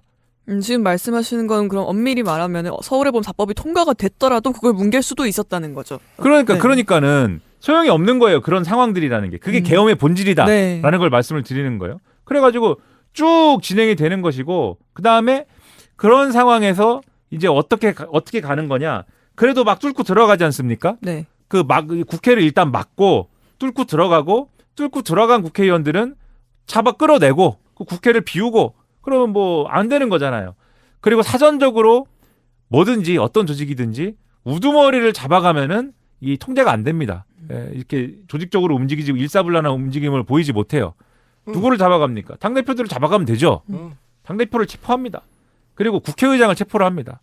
뭐 사회권을 그러면 뭐 국민의힘 소속의 부의장한테 넘기시든지 이렇게 갑니다. 그죠. 그러니까 이렇게 가면 되는 거예요. 제가 볼 때 이게 계획이었습니다. 맞아요. 만약에 이 계획이 계획대로 쫙 진행이 됐으면은 제가 볼 때는 이 허술한 이 말도 안 되는 계획은 어느 정도는 하루 이틀 정도는 성공을 거뒀을 것이다. 그리고 바로 계엄사가 뭘 하냐면은 이 보도 통제를 위한 기구를 신설하겠다고 얘기를 해요. 맞아요. 이런 일이 일어나도 신문에 안 난다. 그리고 공중파 뉴스에 나오지 않는다. 네, 이런 구도를 만들려는 거예요. 그것도 놀랍도록, 그러니까 저는 사실 지금도 농담하고 싶은 기분도 아니고 여전히 경계가 되고 걱정이 됩니다. 네. 지금 남은 72시간, 즉 이제 탄핵이 가결될 수 있는 시간까지 남아있는 합법적인 시간까지 윤석열이 또 무슨 짓을 저지를지 몰라서 여전히 불안하지만 그럼에도 불구하고 놀랍도록 어설픈 게 모든 정보를 통제할 수 있는 기구를 만들었어 라고 생각하고 이 양반들이 집에 가서 자요. 그러니까 그게 그동안 예. 모든 매체가 다 생방했어요. 그러니까 이게 안 되는 이유가 그래서 다 보여줬어요. 이게 70년대면 이게 관철이 됐을 겁니다. 저 윤전기 그냥 막아버리면 되죠. 그렇죠. 그리고 신문이 아니면 사람들이 이걸 정보를 전달받을 데가 없으니까 몰라요. 신문을 막으면. 그리고 TV를 막으면 방송국 몇 개 있지도 않으니까 몰라요. 그게 지금 그런 시대가 아니지 않습니까? 나 그러니까 그때 안 내 옆에 돼요. 있는 모든 사람이 생방했다니까. 그러니까요. 안 되고 군인들 보세요. 군인들이 아까 대단한 군인들이 왔다 막 설명을 해주셨잖아요. 그 양반들이 근데 지금 핸드폰 다 켜있고 다 생중계 되는데 가령 실탄 지급을 했잖아요. 박스를 갖고 왔잖아요. 네. 보도된 거 보니까 그 실탄 박스를 갖고 왔어요. 지급이 됐기 때문에. 근데 탄창에 넣고 장전을 했느냐? 안 한 것 같다는 거예요. 매거진이 아예 안 껴져 있는 사진들이 많이 발견돼요. 탄창이 안 껴져 있는. 보통 탄창을 집어넣었을 때 탄약을 안 넣고 넣게 되진 않아요. 군인이. 그렇죠. 그래서 안 넣고 싶으면 탄창을 아예 안 넣거든요.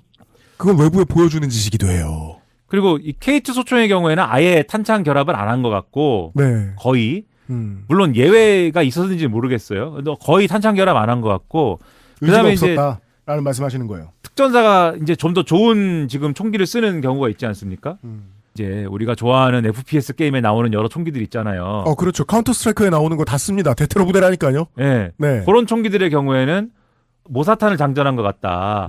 고무탄 같은 거 있잖아요. 네. 맞으면 피멍 드는 거, 죽지 않는 거. 그렇죠. 그런 거 장전했다라는 분석들이 있어요. 언론에 의하면. 이게 무슨 뜻이냐면 중간급 지휘관, 대대장이나 중대장들 선에서 저 말을 안 듣기로 한 거 아닌가? 그렇죠. 만약에 아마 특전사나 이런 부대니까는 계급이 이제 뭡니까? 주병력은 부사관들이죠. 부사관들일 거 아닙니까? 네, 하사중사들. 네. 그분들이 예를 들면 실탄 장전하고 가서 네.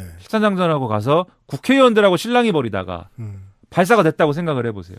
국회의원이 맞았다고 생각을 해보세요. 어디든 간에. 제 안기령 대변인 영상 많이 돌아다녔잖아요. 네. 그렇죠. 맞았다. 네. 그리고 그 영상이 찍혔다. 그거 어떻게 감당합니까? 걷잡을 수가 없죠. 예, 계엄령이고 자시고 간에 그게 찍혀가지고 인터넷에 유튜브에 돌아다니고 난리가 날 텐데 윤석열은 사형보다 좀 더 험한 꼴을 당했을 가능성이 있습니다. 그거를 감당을 못해요. 그렇습니다. 아무도. 네. 쏜 사람은 어떡합니까 그거. 네. 그러니까는 제가 볼 때는 감당 못한다고 생각하는 선에서 근데 실탄이 지급된 거는 윗선의 지시잖아요. 근데 그러니까 윗선은 해라고 했는데 지금 말씀하신 대로 중간급 어디선가 이 지시는 잘린 거고 네.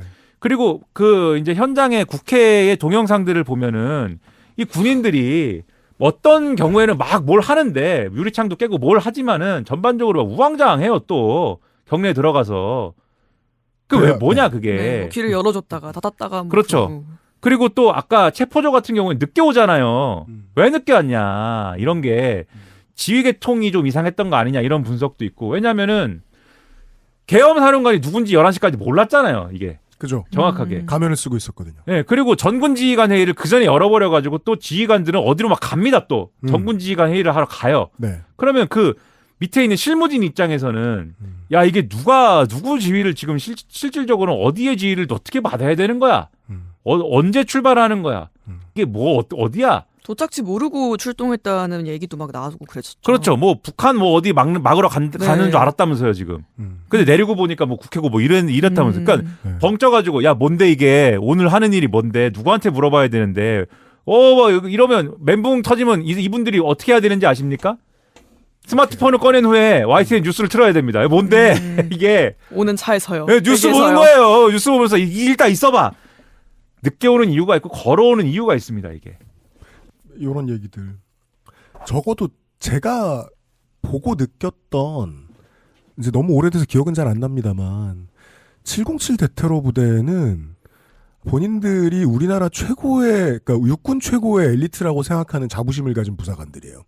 방송에도 많이 나왔죠. 그 강철 부대 이런데. 보통 특전 중대는 12명으로 구성됩니다. 중대가 무슨 12명이야. 200명이고 300명이지. 특전 중대는 12명입니다. 맞서는 와하고 뛰어가는 전쟁을 치르는 사람들이 아니에요. 소수정. 잠복하고 매복하는 사람들이에요. 전원 부사관입니다. 그 중대장급 되는 사람 소위 중위 한두 명 있는데 그 사람들은 깍두기예요.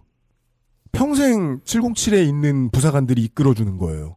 그 사람들은 처음부터 원사 달 때까지 계속 전투병력이고 특수전투 병력들이에요. 게다가 위험수당도 쏠쏠이 챙겨줍니다.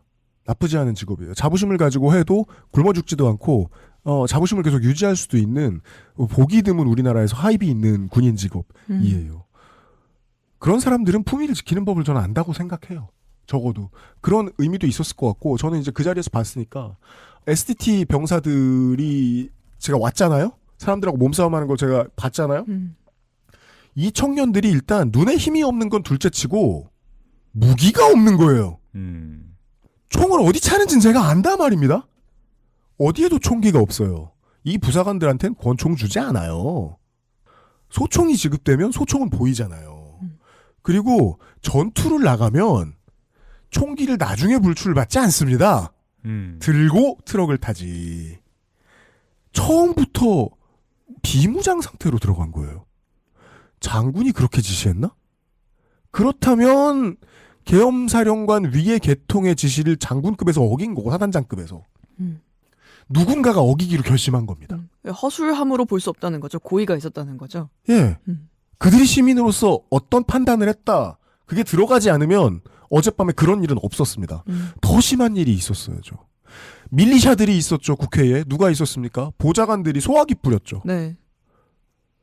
그걸 대테러 부대가 못 이길 거라고요? 그 영상도 한번 보세요. 그 달려오는 거 보세요. 그게 딱 정확하게 이제 대형을 짜서 그렇게 정확하게 그런데 들어갈 때는 만약에 진짜 이게 어떤 대테러 상황이다. 그리고 어떤 목적을 가지고 작전을 수행하는 거다라는 느낌이면은 대형을 정확하게 짜가지고 딱딱딱 들어와야 되잖아요. 우리 뭐 영화 같진 않더라도 네. 무슨 조직적 움직임이 있어야 되지 않습니까? 막 덜렁덜렁 오잖아요. 경보에서 오죠, 경보. 네, 뭐 덜렁덜렁 오잖아요. 그게 되게 서든어택 처음 해보는 5명이 모여 있는 것처럼 있어요. 그렇게 갖고 그게 돌파가 되겠습니까? 그게 안 되지. 그러니까 별로 생각이 없는 거예요, 기본적으로. 그리고 막 바리케이드를 쳐놨는데 오자마자 팍 미는 게 아니라 손잡이를 잡고 이렇게 흔들어요. 그렇죠. 별로 네. 생각이 없는 거예요, 기본적으로. 결국은 윗선에 욕하는 무전을 받은 거예요. 창이라도 깨라고 이 새끼들아. 그렇죠. 그 얘기를 듣기 전까지 머뭇머뭇한 겁니다. 어디 안기령 대변인만 있었을까요? 목숨 내놓기로 각오했던 사람들이 수백 명, 수천 명이 그 안에 있었는데 나도 쏴봐라고 소리 지르는 사람들이 많았겠죠. 그리고 거기다 대고 귀에 누군가가 중대장한테 소리를 질렀을 겁니다. 그리고 제가 아는 한 특전 중대들은 중대장이 영이 안 세요. 중대장이 제일 센 사람이 아니거든요. 전투 능력이 가장 좋은 사람들이 아니에요. 전투 능력이 가장 좋은 사람들은 그 밑에 있는 부사관들이라고요. 중대장은 욕을 듣는데 이 상사 중사 형들한테 말할 자신이 없던 거예요. 야 총기 꺼내. 야 대검 장착해 같은 말을 들었을 수도 있어요. 근데 저는 결국 말을 못했을 거라고 봅니다. 그 현장에서 제가 본 느낌은 그랬어요. 최소한 중대장급부터 변심했을 수도 있겠구나. 연대장이나 대대장이 아니라. 그래서 결국은 이 작동되지 않는 계획을 가지고 이걸로 이 내내 망상에서는 이렇게 하면 완벽하게 국회를 봉쇄하고 완벽하게 국회가 계엄 해제하는 거를 막을 수가 있겠지. 그리고 요 범죄자들을 막 체포 구금해 가지고 그 다음에는 마음대로 할 수 있겠지. 요 그림을 그렸겠지만 무조건 안 되는 거다. 이거는 안 되는 거였고. XSFM입니다.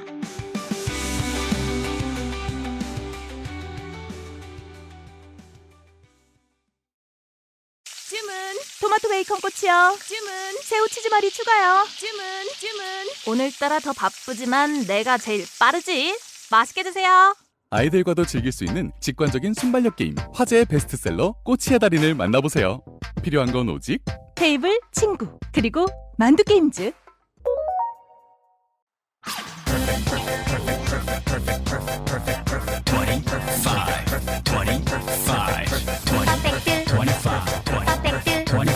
전화로 공부하는 원어민 1대1 수업. Why don't you call Perfect 25? 우는 아이가 강조된 기부 광고 괜찮으신가요? 괜찮지 않다면 아름다운 재단과 함께 해주세요. 기부문화 캠페인 아름다운 재단.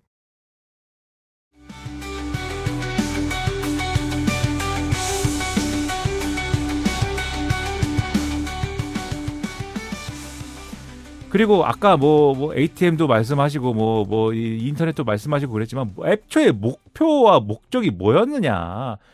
계엄을 관철시키는 게 계엄의 목적이에요. 지금 이거는 그러면 맞아요. 그러니까 야당이 국회 다수를 점해서 하고 싶은 걸 못하게 하는 거를 뚫어버리는 게 목적인 거잖아요. 결국은 그거 외에는 지금 없는 거잖아요. 근데 그렇게 하려면은 미리 그 발표하기 전에 미리 군대를 보내서 국회 딱 막아놓고 현시각 불어라고 발표를 하고 그리고 그걸 평일이 아니라 주말 새벽에 했었어야 되잖아요. 저희가 서울의 봄을 봐서 다 알잖아요. 이제. 근데 왜 그렇게 안 했을까? 맞다. 그러고 보니까 건조 축하해요. 네. 생애 첫 쿠데타예요. 와. 전혀 우아 아니에요. 난 두 번째지라. 뭐 첫 번째 쿠데타에 몇 살이었는데요? 윤석열 나이로 하면 한 살. 한 살의 경험한 쿠데타. 80년. 판생 서러 같네요. 그렇죠. 이제 시점과 관련된 말씀들도 많이 하시는데 저는 네. 이게 뭐 주말이라든가 뭐 네. 이랬으면 달랐을 거다라고 말씀도 하시지만 네. 저는 결국은 비슷한 결과였을 거라고 봐요. 왜냐하면 좀 늦은 국회의원들이 이제 지방에서 오던 국회의원들 좀 늦는 경우도 있고 했는데 이번에도 지방에 있다 늦은 분들이 있거든요. 네. 근데 결국 왔어요. 오기는 네. 왔고 못 들어가긴 했지만 결국은 저는 뚫었을 거라고 보고 이런 군이 이런 상태인데 이런 식인데 못 뚫었겠습니까? 뚫었을 거라고 보고. 그리고 이제 뭐 모르겠습니다. 더 좀 충돌이 이제 격화되거나 하는 과정은 좀 있었을 수 있는데 뭐 이게 뭐 아예 뭐 이게 뭐 이 윤석열 정권의 어떤 바람대로 돌아갈 수가 없는 판이다 기본적으로. 왜냐하면 비상계엄을 선포한 것 자체가 명분이 없었고 앞에서 쭉 말씀하신 것처럼 명분이 되지가 않았고 네. 정말 사회가 혼란의 도가니고 일반적으로 부르는 대로 소요 사태가 막 일어나고 있고 뭐 이랬으면 모르겠는데 그런 게 아니었기 때문에 명분이 없고 아무런 요건이 안 됐기 때문에 그랬기 때문에 군도 움직일 수가 없었던 거잖아요. 그러니까 그랬기 때문에 저는 이거는 근본적으로 안 되는 거였다고 보고 시점은 그런 게 있었던 것 같아요. 제가 생각할 때는 그러니까 애초에 비상계엄이라는 카드는 늘 고려하고 있었던 걸로 지금 의심이 되는 거잖아요. 애초에 김용현 씨를 국방부 장관으로 보낼 때부터 네. 그렇죠. 언제든지 꺼낼 수 있는 카드였던 거 아닙니까? 그렇게 생각을 하고 있었던 거잖아요. 네. 언제든지 나는 비상계엄이라는 카드를 꺼낼 수 있어. 근데 왜 안 했느냐? 2-3달 전에도 사실은 꺼내려면 꺼낼 수 있었던 거예요. 이 윤석열 월드에서는 사실 이 생각만 놓고 보면 그때 무슨 일들이 막 일어나고 있었습니까?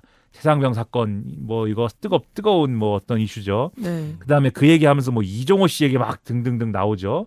김건희 여사 뭐 불기소 하느니 마느니 그 시끄럽죠. 정권의 대단한 위기라고 생각했을 수 있어요. 그러면은 그러면 비상계엄인가? 비상계엄 카드 김용현 우리 용현이 형이 그 비상계엄 얘기 하던데 한번 그 카드 꺼내봐야 되나? 이래서 이제 국방부 장관으로 보냈을 수가 있는데 그런데 이게 여러 가지 조건도 조건이지만 사실 그때만 해도 조 바이든 씨가 짱짱했잖아요. 그럼요.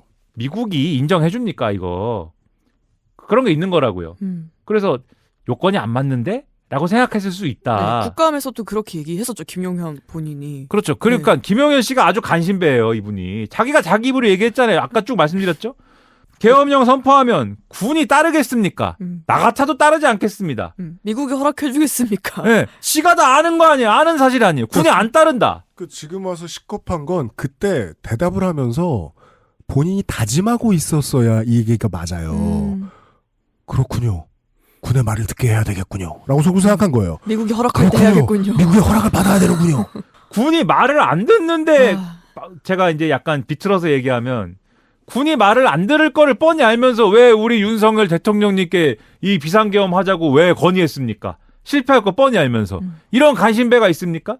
근데 아무튼 지금 요 시점은 미국이 권력 교체기죠. 네. 그러니까는 미국이 좀 혼란스러울 때 그냥 해버리면 되지 않을까? 이 생각을 하지 않았을까 조금 의심이 되고. 저는 이 사람들의 순수한 마음에서는 그 정도 이해가 맞아 들어갔을 것 같은 게 그러니까 미국을 한국처럼 본 것 같아요.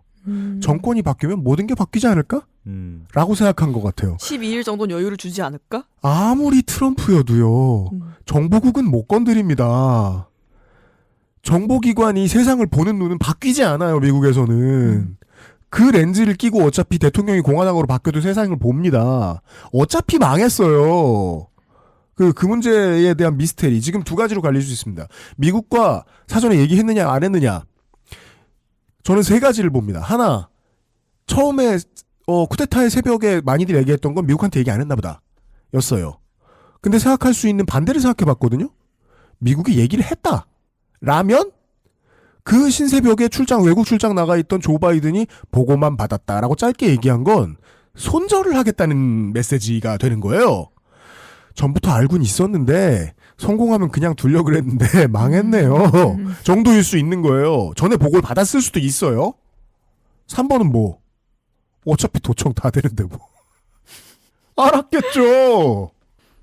거기서 하는 모든 말은 다 들린다면서요. 평상시에 안 듣고 있겠습니까 정보기관이? 알았을 가능성이 더 높습니다.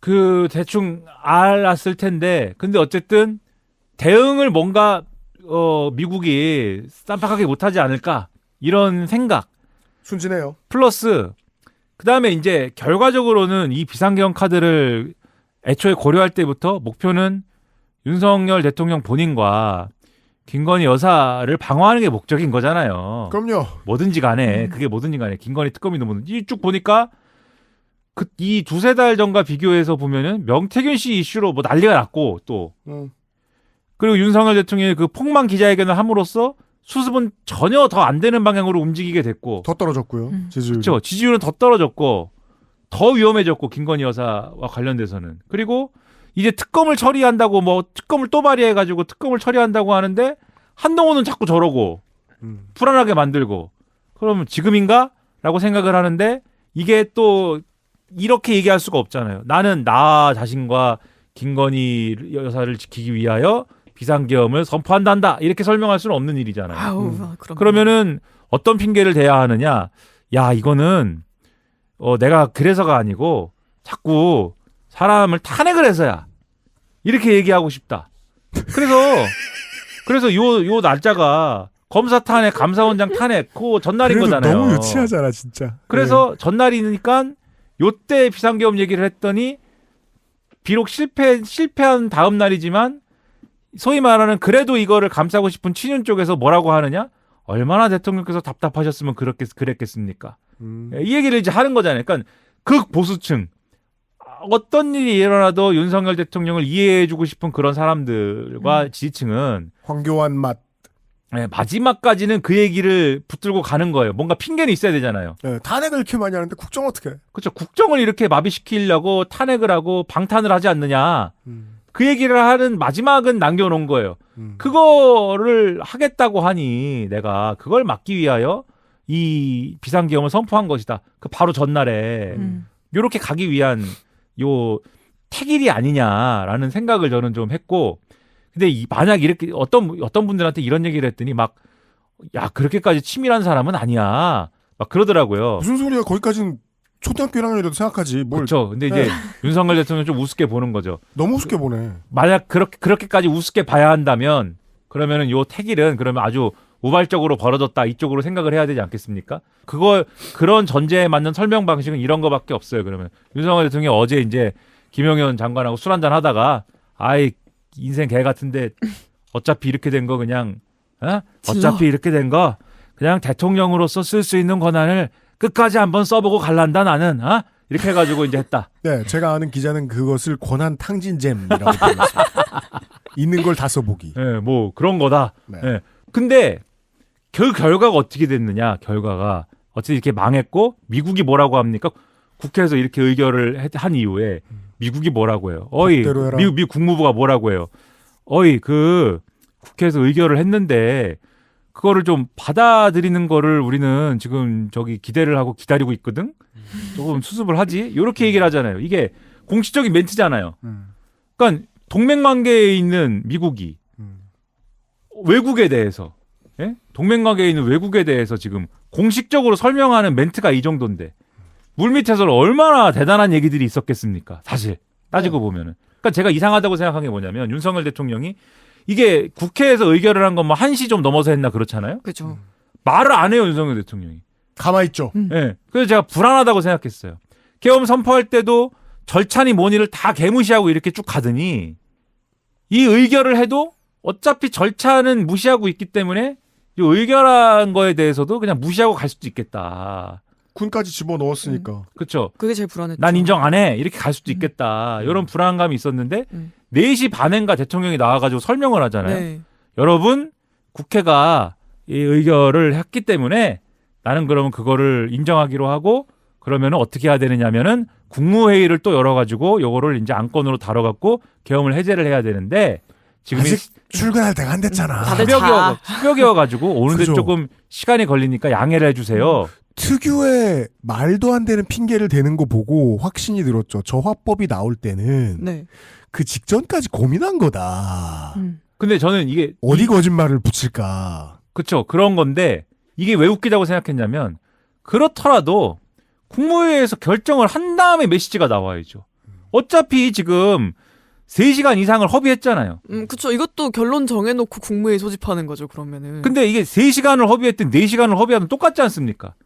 4시 반에 얘기를 하든 5시 반에 얘기를 하든 결론은 똑같잖아요. 어차피. 내가 자느라고 하면서 해 뜨고 나와서 말해도 마찬가지입니다. 그렇죠. 근데 4시 반에 왜 결정이 안 됐는데 메시지가 왜 나옵니까, 이게? 그래서 저는 이게 외력에 의한 거일 수 있다. 더 강한 힘의 메시지가 있었던 것이다. 저의 일방적 추측이죠. 뇌피셜은 조 바이든 형님이나 도널드 트럼프 형님한테 혼났다. 조 바이든 형님이 우리 테라비브에 있는 다른 형님한테 너 법킹 미쳤냐? 라고 성질낸 거 걸렸잖아요. 그리고 사실 뭐 완벽하게 타이밍이 맞아 들어가진 않지만 결국은 레바논의 공습을 포기했고 네타냐후는 윤석열에게는 더 센 메시지가 가지 않았을까라는 추측이 비합리적이라고 생각하지 않아요. 그래가지고 빨리 지금 뭔가 얘기를 해야 되겠다. 이렇게 생각을 해서 국무회의가 성립이 안 됨에도 불구하고 일단 메시지 수용한다고 메시지 내야겠어. 수용한다고 얘기하는 게 중요하니까. 예. 근데 국내적 상황을 고려하면 수용한다고 메시지 내는 거 그렇게 윤석열 월드에서는 수용한다고 메시지 내는 거 그렇게 중요하지 않았거든요. 네. 예. 그게 뭐였을까? 자꾸 미국 국무부에서 얘기가 나오는 거를 의식하지 않았을까? 이렇게 생각을 하게 됐다는 거죠. 저는 구체적인 상상도 할 수 있어요. 조 바이든 선생이 요즘 똑똑하잖아요. 갑자기 총명해졌죠. 찾아서 네. 네, 아주 분명하게 야, 너 다음번 대통령이 옛날에 대통령 할 때 이란에 무슨 짓 했는 줄 알아? 이란에 무슨 짓 했죠? 석유랑 가스를 가지고 아무것도 팔 수 없게 만들어놨죠. 너네 반도체랑 자동차 가지고 그렇게 해줄 수도 있어, 그 사람. 그냥 그렇다고. 그냥 그렇다고. 내가 걔를 좀 아는데 그럴 수도 있을 것 같아. 그러니까 이 메시지, 저는 적어도 이 말을 실제로 하지 않아도 그 위협 정도는 누구나 느낄 수 있다고 생각해요. 국제 정치를 조금만 아는 사람들이라면. 그럼요. 그 반작용이 국민의힘 정치인들의 반응이거든요. 국민의힘 정치인들은 제가 두 가지 의심을 하는데 하나는 한동훈 당대표는 먼저 안 것 같다. 적어도 몇 시간 전에는. 계엄 선포를요? 왜냐하면 그 무엇도 저렇게 빨리 결정하는 사람이 아니에요. 물론 류혁 감찰관이라는 분이 감찰관을 사퇴했죠. 이 사람도 윤석열 대통령에게 신임 많이 받던 사람입니다. 친윤이에요. 시사바리 취급 받던 사람입니다. 검찰 고위직들의 주요한 능력들 중에 하나 모든 이들이 다 인정하는 게 배를 갈아탈 타이밍을 안다는 겁니다. 지금이 박근혜를 수사할 때구나. 를 윤석열이 알았듯이 알아서 지금 갈아탈 때다라고 느꼈던 것 하나. 여전히 그건 뭐 유능한 거죠. 또 하나는 관료들과 추경호 원내대표를 포함한 상당수가 나는 이 일 몰랐다라고 발 빼는 것. 마지막으로 남아있던 윤석열의 편들이 등을 돌리는 모습이거든요. 아까 말씀해 주셨던 조선일보의 논조가 점점 더 뒤로 밀려나는 것 포함해서. 조선일보는 제가 왜 완벽히 등을 돌리지 못한다고 말씀드렸죠? 박근혜 때 날아가는 거 보고 경험한 게 있기 때문이에요. 우리가 화를 냈더니 정권을 못 찾아오는구나. 정권이도 곱게 찾아오고 싶으면 우리라도 최후 방어선에 수빈해줘야 되는구나 라는 정도는 알고 있는 사람들 같아요. 그 최후 방어선까지 밀려난 거예요. 지금 그래서 오늘 이 녹음하고 있는 오늘이 사실 좀 상황이 심상치가 않습니다. 그래서 뭐 다른 의미에서 심상치가 않아요. 어떤 거죠? 그럼 이제 이걸 수습을 해야 될 거 아닙니까? 윤석열 대통령님께서는 잠수를 지금 탄 상태입니다. 네. 오늘 일정 다 취소하고 대통령실 취재 안 받고. 원래 지금 알려진 걸로 의하면 오늘은 전 세계에서 민주평통 자문위원들이 모이는 날이래요. 그게 흔치 않거든요. 한상인가? 상공인협회? 뭐 이런 사람들 모이는 것처럼 1년에 한 번 있는 되게 큰 외국에 나가 있는 한인들 모이는 행사 같은 거예요. 거기다가 사진 찍으려고 그랬다고. 만약에 쿠데타가 성공했으면 되게 중요한 일정이죠. 나 끄떡 없다. 나 장악했다. 전 세계 무슨 한인들이요. 뭐 마약 무슨 일정도 마약한데? 있었다고 그러는데. 근데 아무튼 이제 연락이 두절됐고 오늘 이제 죄 그만두기 시작했죠. 비서실장 및 수석들이 그만둡니다. 일괄 하고. 사의. 네. 네. 그다음에 총리한테 장관들이 그만둡니다 하고. 그다음에 총리는 국민들한테 미안합니다 하고. 네. 그다음에 이제 여당은 모여가지고 야 이제 우리 어떡하냐 얘기를 해서 첫째 일단 김용현 씨는 날리자. 둘째 내각 총사퇴를 건의하자. 그렇죠. 세 번째 윤석열 대통령의 탈당을 요구하자. 네. 이런 거잖아요. 근데 김용현 날리는 건 그렇다 치고 내각 총사퇴와 윤석열 탈당은 요거는 뭘 연상하게 하냐면 윤석열 탈당을 요구한 거는 더 이상 그러면 여당은 윤석열의 통치를 뒷받침해주지 않겠다는 거잖아요. 근데 00년대까지 흔히 있던 우리나라 정치의 그림입니다. 그렇죠. 근데 내각을 또 총사퇴를 시키잖아요. 그러면 내각이 비지 않습니까? 그럼 이제 비어버린 내각은 그러면 누가 채우는 겁니까? 예를 들면 단순하게 논리적으로 생각을 해보면 누군가 채워야 되잖아요. 그건 또 대통령이 임명하는 거고요. 근데 이제 그거 백업을 아무도 안 해주잖아요. 정치 세력이. 그렇죠. 그럼 누가 채우냐? 제가 볼 땐 이거는 자연스럽게 거국 내각을 연상케 하는 액션이에요. 사실은 요 워딩은. 그래서 그거를 연상케 하는 얘기고 그다음에 요거를 가지고 오늘 대통령실에 그만둔다고 주장한 이 정진석 비서실장 그다음에 한덕수 총리 한동훈 대표가 만났어요. 오늘 2시에. 원래는 윤석열 대통령 탈당까지 포함한 얘기를 의원총회에서 막 얘기하다가 결론을 못 냈습니다. 이 부분은. 네. 내각 총사퇴까지는 공감대가 있었는데 윤석열 탈당은 왜 결론을 못 냈냐면은 그래도 윤석열 대통령이 왜 그랬는지 한번 얘기나 들어보자 이런 거거든요. 그렇죠. 근데 저는 이것도 표면적으로 들리지가 않고 어떤 구도로 지금 얘기가 들리냐면 윤석열 대통령이 지금 통치를 못하는 상황이 된 거를 부정할 수가 없어요. 이거는 국민의힘도. 그렇다면 이제는 출구 전략이 있어야 되는데 그 출구 전략을 윤석열 대통령이 어디까지 수용할 수가 있는 건지를 확인해야 된다, 본인한테. 조치하죠. 네. 그래서 그거를 확인을 하러 가자. 이런 얘기예요, 이건 제가 볼 때는. 그래서 오늘 정진석, 한덕수, 한동훈이 만난 거는 그 얘기의 이제 사전 답사 모임인 것이고 2시에 만난 거요. 네. 네. 그래서 지금 그렇죠. 저희가 녹음하고 있는 이 시간에 한동훈, 한덕수, 추경호가 대통령실에 가 있습니다. 그렇죠. 네. 대통령한테 그래서 그 얘기를 물어보러 간 겁니다, 또 지금. 당신 어디까지 할 거며 네. 어디까지 받아들일 수 있냐, 우리가 제안하는 걸. 그럼 옵션이 한 3개 정도 있을 건데 1. 자, 거국 내각을 꾸리고 요건 이제 가장 마일드한 거죠. 거국 내각을 꾸리고 그다음에 4년 중임 개헌 이런 걸 갖다 붙인 다음 당신의 임기를 단축합시다. 단축 어디까지 하실 겁니까? 이렇게 가는 거. 이게 가장 마일드하죠. 그래서 명예롭게 내려오시오. 자진퇴진처럼 가는.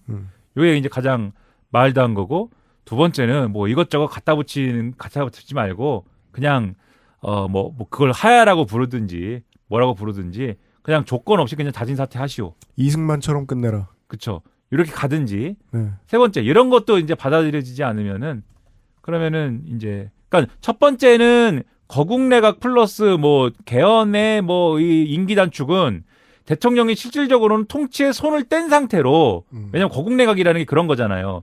손을 뗀 상태로 일정 정도의 버퍼를 둔 상태로 대통령이 어느 정도는 자기 지위를 유지하는 기간을 두는 게 전제예요. 근데 두 번째 제가 말씀드리는 자진 사퇴는 일단은 내려오는 것이 전제인 것이죠. 그냥 빨리 일단, 빠져라. 그렇죠. 최대한 빨리 이제 내려와야 된다. 조기 대선을 해야 된다. 조기 대선 구도로 가자. 이게 핵심인 거고. 그럼 그건 하야인 거죠? 그 뭐 세간에서 얘기하는 하야에 해당하는 것이 되는 거겠죠. 세 번째 이것도 안 되면은 지금 야당이 탄핵 소추안을 올렸는데 탄핵 소추안에 대해서 우리가 그냥 표결을 해야 되지 다른 방법이 있느냐. 그러니까 그동안 쭉 여당도 대통령실도 안 해왔던 진짜 정치를 오늘 이 시간에 여당과 대통령실이 하고 있는 거예요. 이제서야. 처음으로.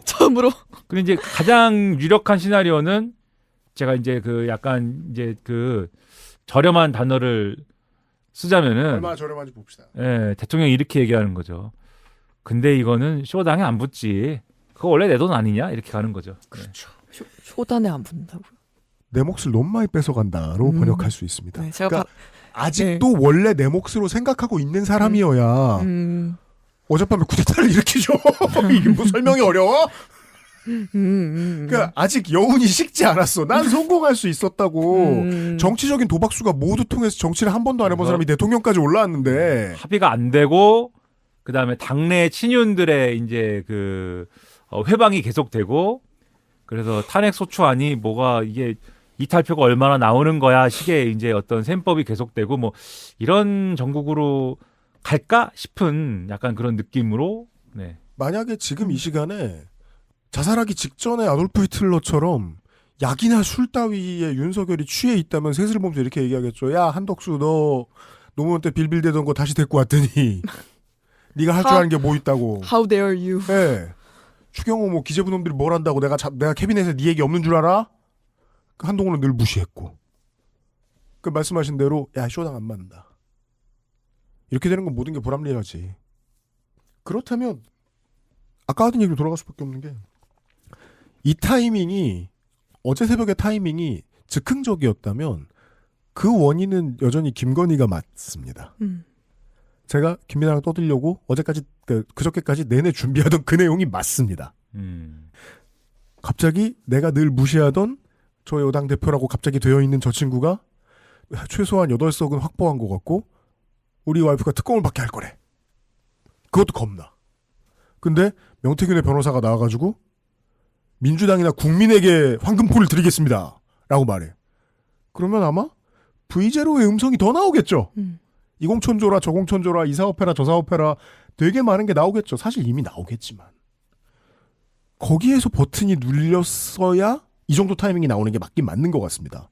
그러면 제가 아까 얘기하던 여당의 나머지 한 축, 당사에 짱 박혀있던 사람들은 왜 그랬는가가 추측이 나올 수 있는 거죠. 화를 많이 냈다고 얘기를 하죠. 여당 당직자들이. 네. 추경호 원내대표가 오라가라 했다. 이동 동선에 혼선을 줬다.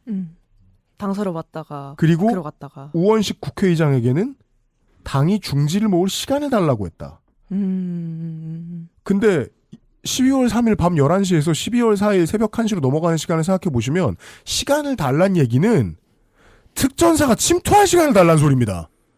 쿠데타가 성공할 시간을 달란 소리입니다. 그거라는 걸 어떻게 몰라요? 그렇죠. 본청에 들어오려고 시도하지 않고 대기하고 있었던 것도 아니고 당장 들어오고 있는 상황에서. 네. 그러면 저는 여기에서 추경호 원내대표는 이 사실을 미리 알고 있었다고밖에 예측할 수 없는 겁니다. 동조했다. 그럼 그 근거도 나와 있습니다. 그저께잖아요. 추경호 20억 녹취록 터진 게. 20장만 줘. 추경호도 쿠데타에 암묵적 동의를 하고 거기에 준비를 발맞춰 했던 것이 아닌가. 그렇다면 저 80여 명에 이르는 국민의힘 국회의원들 덤탱이로 같이 넘어가는 겁니다. 예. 저는 어디까지 반란 동조죄가 될지 알 수도 없습니다. 이쯤 되면. 광고를 듣고 오겠습니다. XSFM입니다.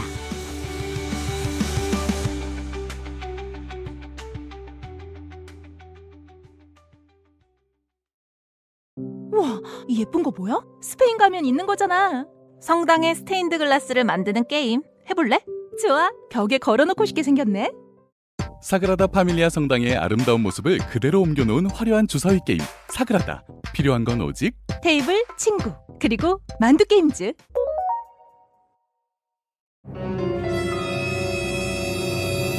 자, 지금부터 머리라는 단어를 입 밖에 꺼내면 죽는 거야. 데일리라이트 맥주 효모? 야, 그건 머리에 좀. 말할 수 없는 고민? 직접 확인해보세요. 데일리라이트 맥주 효모.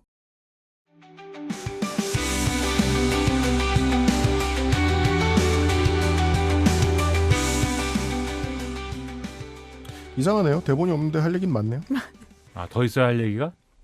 네. 근데 지금 중앙일보에서 속보가 떴더라고요. 어제 타임라인이 좀 정리가 된 것 같아요.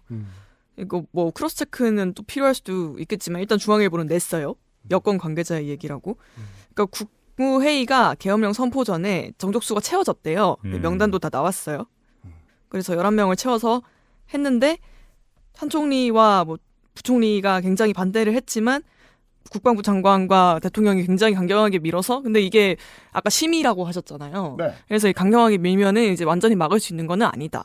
그래서 일단 회의 끝나고 브리핑룸으로 내려와서 비상계엄을 선포를 하고 그리고 1시쯤에 계엄 해제 요구안이 국회에서 가결이 됐잖아요. 이후에 4시 반에 국무회의가 열렸대요. 그래서 계엄 해제안을 의결을 했대요. 그런데 윤석열 대통령이 국무회의를 이제 사람들을 출근시키려면은 너무 늦었으니까 좀 이따 기다리세요라고 한 거는 4시 27분이었어요. 그 3분의 텀이 있는 거죠. 그러면 한덕수 총리도 계속 대기하고 있었다는 얘기가 되는 거잖아요. 그렇죠. 네. 그렇게 정리가 됐네요. 그러고 6시에 대통령이 퇴근을 했다고 합니다. 참 이게 참 팟캐스트 하기 힘든 게 이 시간에 속보가 너무 많이 나오니까 중앙선관위 과천청사에 계엄군이 들어갔다 나왔다. 네. 이것도 오늘 나왔죠. 방금. 예. 그것도 뭐 가짜뉴스도 아니다. 뭐 말이 많았는데. 네. 결국은 네. 그러니까 규모가 좀 더 작긴 하지만 2017년에 계엄 시나리오에서 나오던 이야기 되게 많은 게 실현이 됐어요. 계엄 발령 시에 서울 시내병력 추가 투입 어디에 하는지 2017년에 다 공개돼 있었던 거 있거든요. 그때 시나리오 만들었던 조현천 이번 정부가 자유롭게 풀어줬죠. 우리나라에 들어오게 하고. 그 일부터 의심하는 분들도 정말 많고 그렇습니다. 저도 이제는 그렇게 봐요. 다음번에 이제 오늘 들어가면 탄핵은 부결될 가능성은 제로입니다. 이제는. 일단 그 계엄령 해제 요구안 가결 찬성했던 국민의힘 의원이 18명이 있었잖아요. 네. 그럼 8명은 확보가 된 거잖아요. 그중에서. 그러니까요. 누가 뭐 암살 시도를 하고 다니지 않는 이상 그들 다 가고 그리고 또 계엄을 일으킬 가능성이 있는데 지금 의원들과 보좌진들이 훈련이 됐죠. 예. 바리케이트를 겁나 민첩하게. 그리고 또 하나 경찰에게 가포, 을호 비상명령 대기를 어느 정도 하는지 방어를 어느 정도 하는지를 명령할 수 있는 권한을 가지고 있는 서울시장이 발을 빼기 시작했어요. 지금 권력이 하나씩 둘씩 떠나가고 있다는 게 아무리 군인을 투입하고 싶어도 경찰이 길목에서 안 막아주면 어제 새벽 같은 작전은 성공할 수 없을 것 같습니다. 네.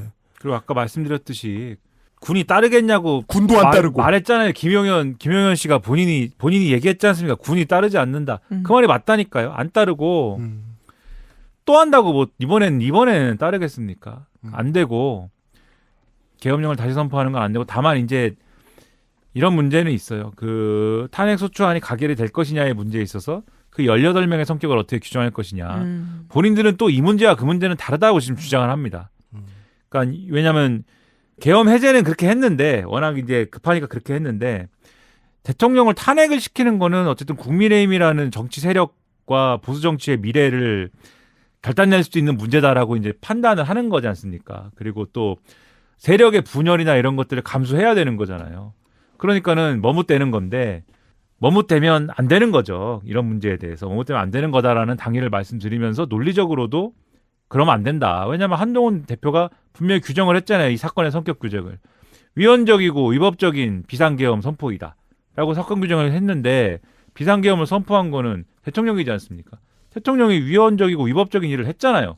그리고 그것에 대해서 바로잡을 의사도 없었지 않았습니까? 바로잡지 않을 거지 않습니까? 지금 뭐 그거에 대해서 사과를 하는 것도 아니고. 그렇죠? 그러면은 다른 뭐 방법이 뭐가 있습니까? 지난번에 박근혜 전 대통령이 탄핵이 될 때 박근혜 전 대통령은 왜 탄핵이 됐습니까? 박근혜 대통령에 대해서 헌법재판소가 파면을 결정한 이유가 뭐였습니까? 뭐 다양한 뭐 얘기가 있었지만 핵심적으로는 헌법을 준수하지 않았어요. 그렇죠. 위배를 하고 그것을 바로잡을 의지가 없었기 때문이에요. 결론적으로 얘기하면.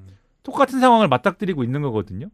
그럼 여기에 대해서 이제 다른 뭐 이러저러한 정치 공학적인 여러 가지 무슨 뭐 앞으로의 정치적 미래에 대한 어떤 그런 생각에 앞서는 무슨 액션이 있어야 되는 거죠. 없어요. 정치인이 그런 게 어디 있어요. 그렇죠. 근데 그래도 당연히 말을 제가 해야죠. 그러면은. 아, 그렇죠. 네. 선배들한테 묻고 있겠죠. 바른정당 때 어땠냐. 나가면 춥지 않냐. 답은 똑같이 돌아올 거예요. 탄핵만은 절대 안 된다. 탄핵해봤더니 아주 죽겠더라. 아주 다 망하고 우리는 다 잡혀가고 난리도 아니더라. 잡혀간 다음에 수사받고 자살하고 아주 끝장날 뻔했다. 그러니까 대통령 탈당을 요구하는 마음에도 그 배경이 깔려 있는 거라고 보이는 거죠. 대통령과 그 측근을 최소한으로 출연해서 대통령을 중심으로 한 꼬리 자르기를 해보자. 그리고 우리 당이 한 덩어리로 뭉쳐보자. 친이친박으로 갈리지 말고 옛날처럼. 그런 의도가 있는 것 같아요. 정권 재창출만은 해야 한다. 네. 그 대명제 때문에 저는 친윤계와 한동훈 대표가 다시 뭉칠 가능성은 높다고 생각해요. 지면 안 되니까. 후보 5명 나와서 문재인 42%로 이기는 모습을 다시 보고 싶지 않으니까. 그렇다면 탈당을 반드시 시켜야 되는 거죠. 지금 이 순간에 단판을 지어야 되는 거죠. 남들 다 아는 소개를 좀 드리겠습니다. 저희가 지금 보고 있는, 저희가 녹음하는 게 지금 수요일 오후 6시인데 야당 전체가 지금 탄핵소추안 국회 제출했습니다. 했습니다. 예. 발의 아마 내일 될 거고 12월 5일에 되고 타이밍상 그 다음날 본회의에 보고를 하고요. 그 다다음날 의결을 합니다. 오늘 자정에 본회의 보고를 한다고 하더라고요. 네. 여튼 그 탄핵소추안이라는 게 국회 본회의 보고 24시간 후 72시간 이내 표결 이렇게 돼 있습니다. 네. 그러면 이제 하루 이틀 사이에 탄핵소추 의결이 되는 모습을 보실 수 있습니다. 네. 5일 0시 1분 보고 6일 0시 1분 본회의 의결이 목표라네요. 네. 그 다음 문제는 우리가 인권위와 방심위에서 방송통신심의위원회에서 보고 있는 문제들과 동일한 마지막 난관이 있습니다. 헌법재판소 탄핵심리인데요. 네. 헌법재판소가 9명이죠, 재판관이? 원래대로 하면? 그렇죠. 그 중에 7명 이상이 나와야 됩니다. 탄핵 심리를 할 때는. 그리고 6명 이상이 찬성을 해야 탄핵이 결정됩니다. 반대는 1명 이상 나오면 안 되는 거죠. 만약에 9명 이상 다 나오면 반대 3명까지는 봐줍니다. 근데 문제는 지금 헌법재판관이 모자랍니다. 1명이 더 있어야 되죠. 그렇다면 야권이 항상 얘기하던 민주적 절차를 지키기 위한 최소 정족수가 지켜지지 않는 셈이 되거든요. 이 절차의 미진함 때문에 탄핵이 안 될 수 있습니다. 여기가 마지막 문턱입니다. 저는 이것도 되게 불안해요. 결국 어떤 결정이 안 나고 대통령이 탄핵되면 탄핵된다, 안 되면 안 된다. 붕 떠 있는 시간 동안에는 쿠데타 같은 테러를 또 저지를 기회가 계속해서 실시간으로 주어진다는 뜻이기 때문에 탄핵을 내릴 헌재 재판관을 지금 어디서 구해와야 되는 다급한 상황이랄까요? 근데 못 그러잖아요. 다른 이제 뭐 예를 들면 명태균 씨 관련 사안, 김건희 여사 관련 사안 뭐 이런 거였으면은 그런 걱정들이 상당히 지금 현실적이고 크게 다가올 겁니다. 근데 윤석열 대통령의 참 특이한 점은 이 비상계엄 선포 사태를 통하여서 그런 걱정의 한 50% 정도를 지금 날려줬어요. 네, 덜어줬어요. 그 얘기하는 거죠. 네. 이걸 보고서는 과연 이걸 보고서는 이 사태에 대하여 이 탄핵 논리를 구성을 해놨는데 윤석열이 뽑은 헌법재판관들 마저 그렇죠. 야 빨리 한 명 더 구해와. 빨리 탄핵시키자라고 하고 싶을 만큼 뭐 한 명 더 구해오는 걸 넘어서서 그냥 따졌을 때 이거에 대해서 뭐 다른 이견을 얘기할 수 있는 뭐 그런 상황이 될 수 있을까도 저는 사실 좀 의문이다 이게 어쨌든 전반적으로 네. 대단한 분이에요. 어쨌든 저 존경합니다 윤석열 대통령. 네. 사람들이 탄핵을 원하니까 내가 그럼 그 아주 탄핵의 사유 그럼 내가 한번 만들어줘 볼게. 이렇게 한 것 같은 그러한 느낌까지 내가 받는다. 근데 헌재에서 네. 빨리 재판관 한 명 더 끌어오자라고 한다고 해도 임명은 대통령이 하는 거잖아요. 뭐 국회에서 추천을 한다고 해도 그럼 그거는 전혀 그래도 고려하지 않아도 되는 사항이 될까요? 걱정하지 않아도 될까요? 또 그렇게 얘기하면 뭐 잘 모르겠지만은 네. 직무 정지가 된 상황에서 또 뭐 총리가 이제 해야 되나 뭐 모르겠습니다 이제. 네. 네. 어제 이제 다급한 마음에 그냥 그 일보나 내보낼 때 급해서 못 드렸던 쓸데없는 TMI 떠들어야 되겠습니다. 80년 5월 17일에 군사 반란이 일어났을 때 곧바로 했던 게 뭐냐면 DJ와 JP를 체포했고요. 김영삼을 구금합니다. 삼김시대 할 때 그 삼김이 뭘 뜻하는 거냐면 의회 정치의 힘을 뜻하는 피규어들이었달까요? 의회 정치를 마비시키기 위해서 그 머리를 잘라내는 작업을 바로 합니다. 김대중 사형 선고는 좀 나중에 일어났죠. 군이 결국 사법부까지 장악한 뒤에. 그리고 부산, 광주, 서울에 군을 배치했었어요. 계엄사령관이 제가 이제 김용현이 베꼈다고 생각하는 게 그때도 육참총장이었습니다. 이희성이었죠. 전국을 완벽하게 장악했었거든요. 하루 걸렸나요? 신현학 내각이 총사퇴하는데? 그리고 국보위를 설치하고 그 국보위는 나중에 통추가 됩니다. 통추가 뭐였더라? 풀네임이? 그 장충체육관에서 거수해가지고 전두환 뽑은 그 사람들이? 통일주체국민회의. 통일주체국민회의. 이건 딴 거. 이제 이건 나는 2000년이군요. 한 살이지만 쿠데타를 겪었기 때문에. 그래서 간선제로 바꾸고 사실상 7년 같은 12년을 더해 먹었습니다. 우리는 어젯밤에 그걸 당할 수 있었어요. 오늘 낮에 제가 출근해서 얘기했잖아요. 긴장 풀어지니까 허리 아프다고. 그죠. 아르셨죠. 그거랑 또 하나 있었어요. 이렇게 햇빛을 보며 누워있는 우리 집 개를 보면서 여전히 무섭지만 세상이 평화로워서 다행이다라는 생각이 잠에서 깨어나서야 그제서야 들더라고요. 내가 얼마나 긴장해 있었는지 느껴지더라고. 그것 때문에 앞으로 이제 또 매일같이 기사를 쓰고 칼럼을 쓰고 말하고 해야 되는 많은 언론인들은 이런저런 것들을 고려해서 아주 레디컬한 이야기를 하실 수 없겠지만 저는 이 이야기를 제일 하고 싶었다는 말을 꼭 남기고 싶어요. 제가 어제를 겪고 느낀 건 이렇습니다. 윤석열과 김용현을 끝으로 대한민국이 사형제를 폐지했으면 좋겠습니다. 일석이조입니다. 시사 아저씨도 긴 1박 2일을 마치고 이제 퇴근할 겁니다. 우리 3주에 한 번, 4주에 한 번 만나는데 가을, 겨울 내내 명태균 얘기를 하는 게 좀 겸연쩍다라고 생각했는데 이게 뭐야 지금. 할 얘기 더 있어요? 레슬매니아 갖고 좋네요. 네. 아, 무슨 일이 일어날지 모른다. 네, 빅 이벤트. 네. 빅 이벤트. 아무튼 그래도 안심을 하면 안 되는 상황이겠죠? 한동안 공화당 출신의 미국 강요들한테 관심이 없다가 이번에 이제 저희가 나중에 이번 달 애증의 정치클럽 시간 때 벨빅이 이거 소개해 드릴 텐데 트럼프 내각에 린다 맥맨 전 WWE CEO가 들어가서 갑자기 관심을 가지게 된 분들이 되게 많더라고요. 특이한 분들이 많이 들어갔죠. 근데 원래 WWE의 예전 오너였던 빈스 맥맨 전 회장이 도널드 트럼프하고 친구입니다. 개인적으로 잘 맞아요, 봐도. 성격이 딱 맞아요. 비열하고 돈 밝히는데 돈 버는 재주 대단하고 쇼에서도 같이 많이 나왔고 친분을 많이 쌓았고 그 친분을 가지고 린다 맥맨이 사업 파트너가 돼요. 아내가. 근데 이 린다 맥맨은 도널드 트럼프와 사업적으로 친하기 전부터도 이미 공화당 정치인으로서 유력한 사람이었습니다. 이미 그전 정부에서 중기부 청장 같은 자리를 했었어요. 그런데 배를 빨리 갈아탄 사람입니다. 트럼프로. 민롬니 이전에 친민롬니 개들이나 되게 많은 사람들이 보수의 가치는 트럼프가 아니다 이러면서 다들 잘려나갈 때 가장 먼저 트럼프로 갈아탔던 사람이에요. 우리나라로 말할 것 같으면 배현진 의원 같은 사람입니다. 빨리 권력을 바라보는. 그래서 국민의힘 의원들을 볼 때 이게 쉽다는 겁니다. 권력이 어디로 바람이 부는지 빨리 보고 빨리 눕습니다. 물길을 바꾸어낼 의지가 없는 사람들이에요. 지금 윤석열 대통령 반대로 흐르는 거 보니까 더 이상 나쁜 짓을 할 권력이 남아있지 않겠구나 수중에 라고 예측하는 정도입니다. 저도 사실 여러분들한테 무슨 위로를 드리는 게 말이 안 맞아요. 저도 지금 겁나거든요. 걱정되거든요. 이웃들을 생각해도 모두를 생각해도. 그런데도 불구하고 안심하실 만한 건이 없는 건 아니다. 예, 이 자리에 있기 때문에 그냥 그렇게 말씀드립니다.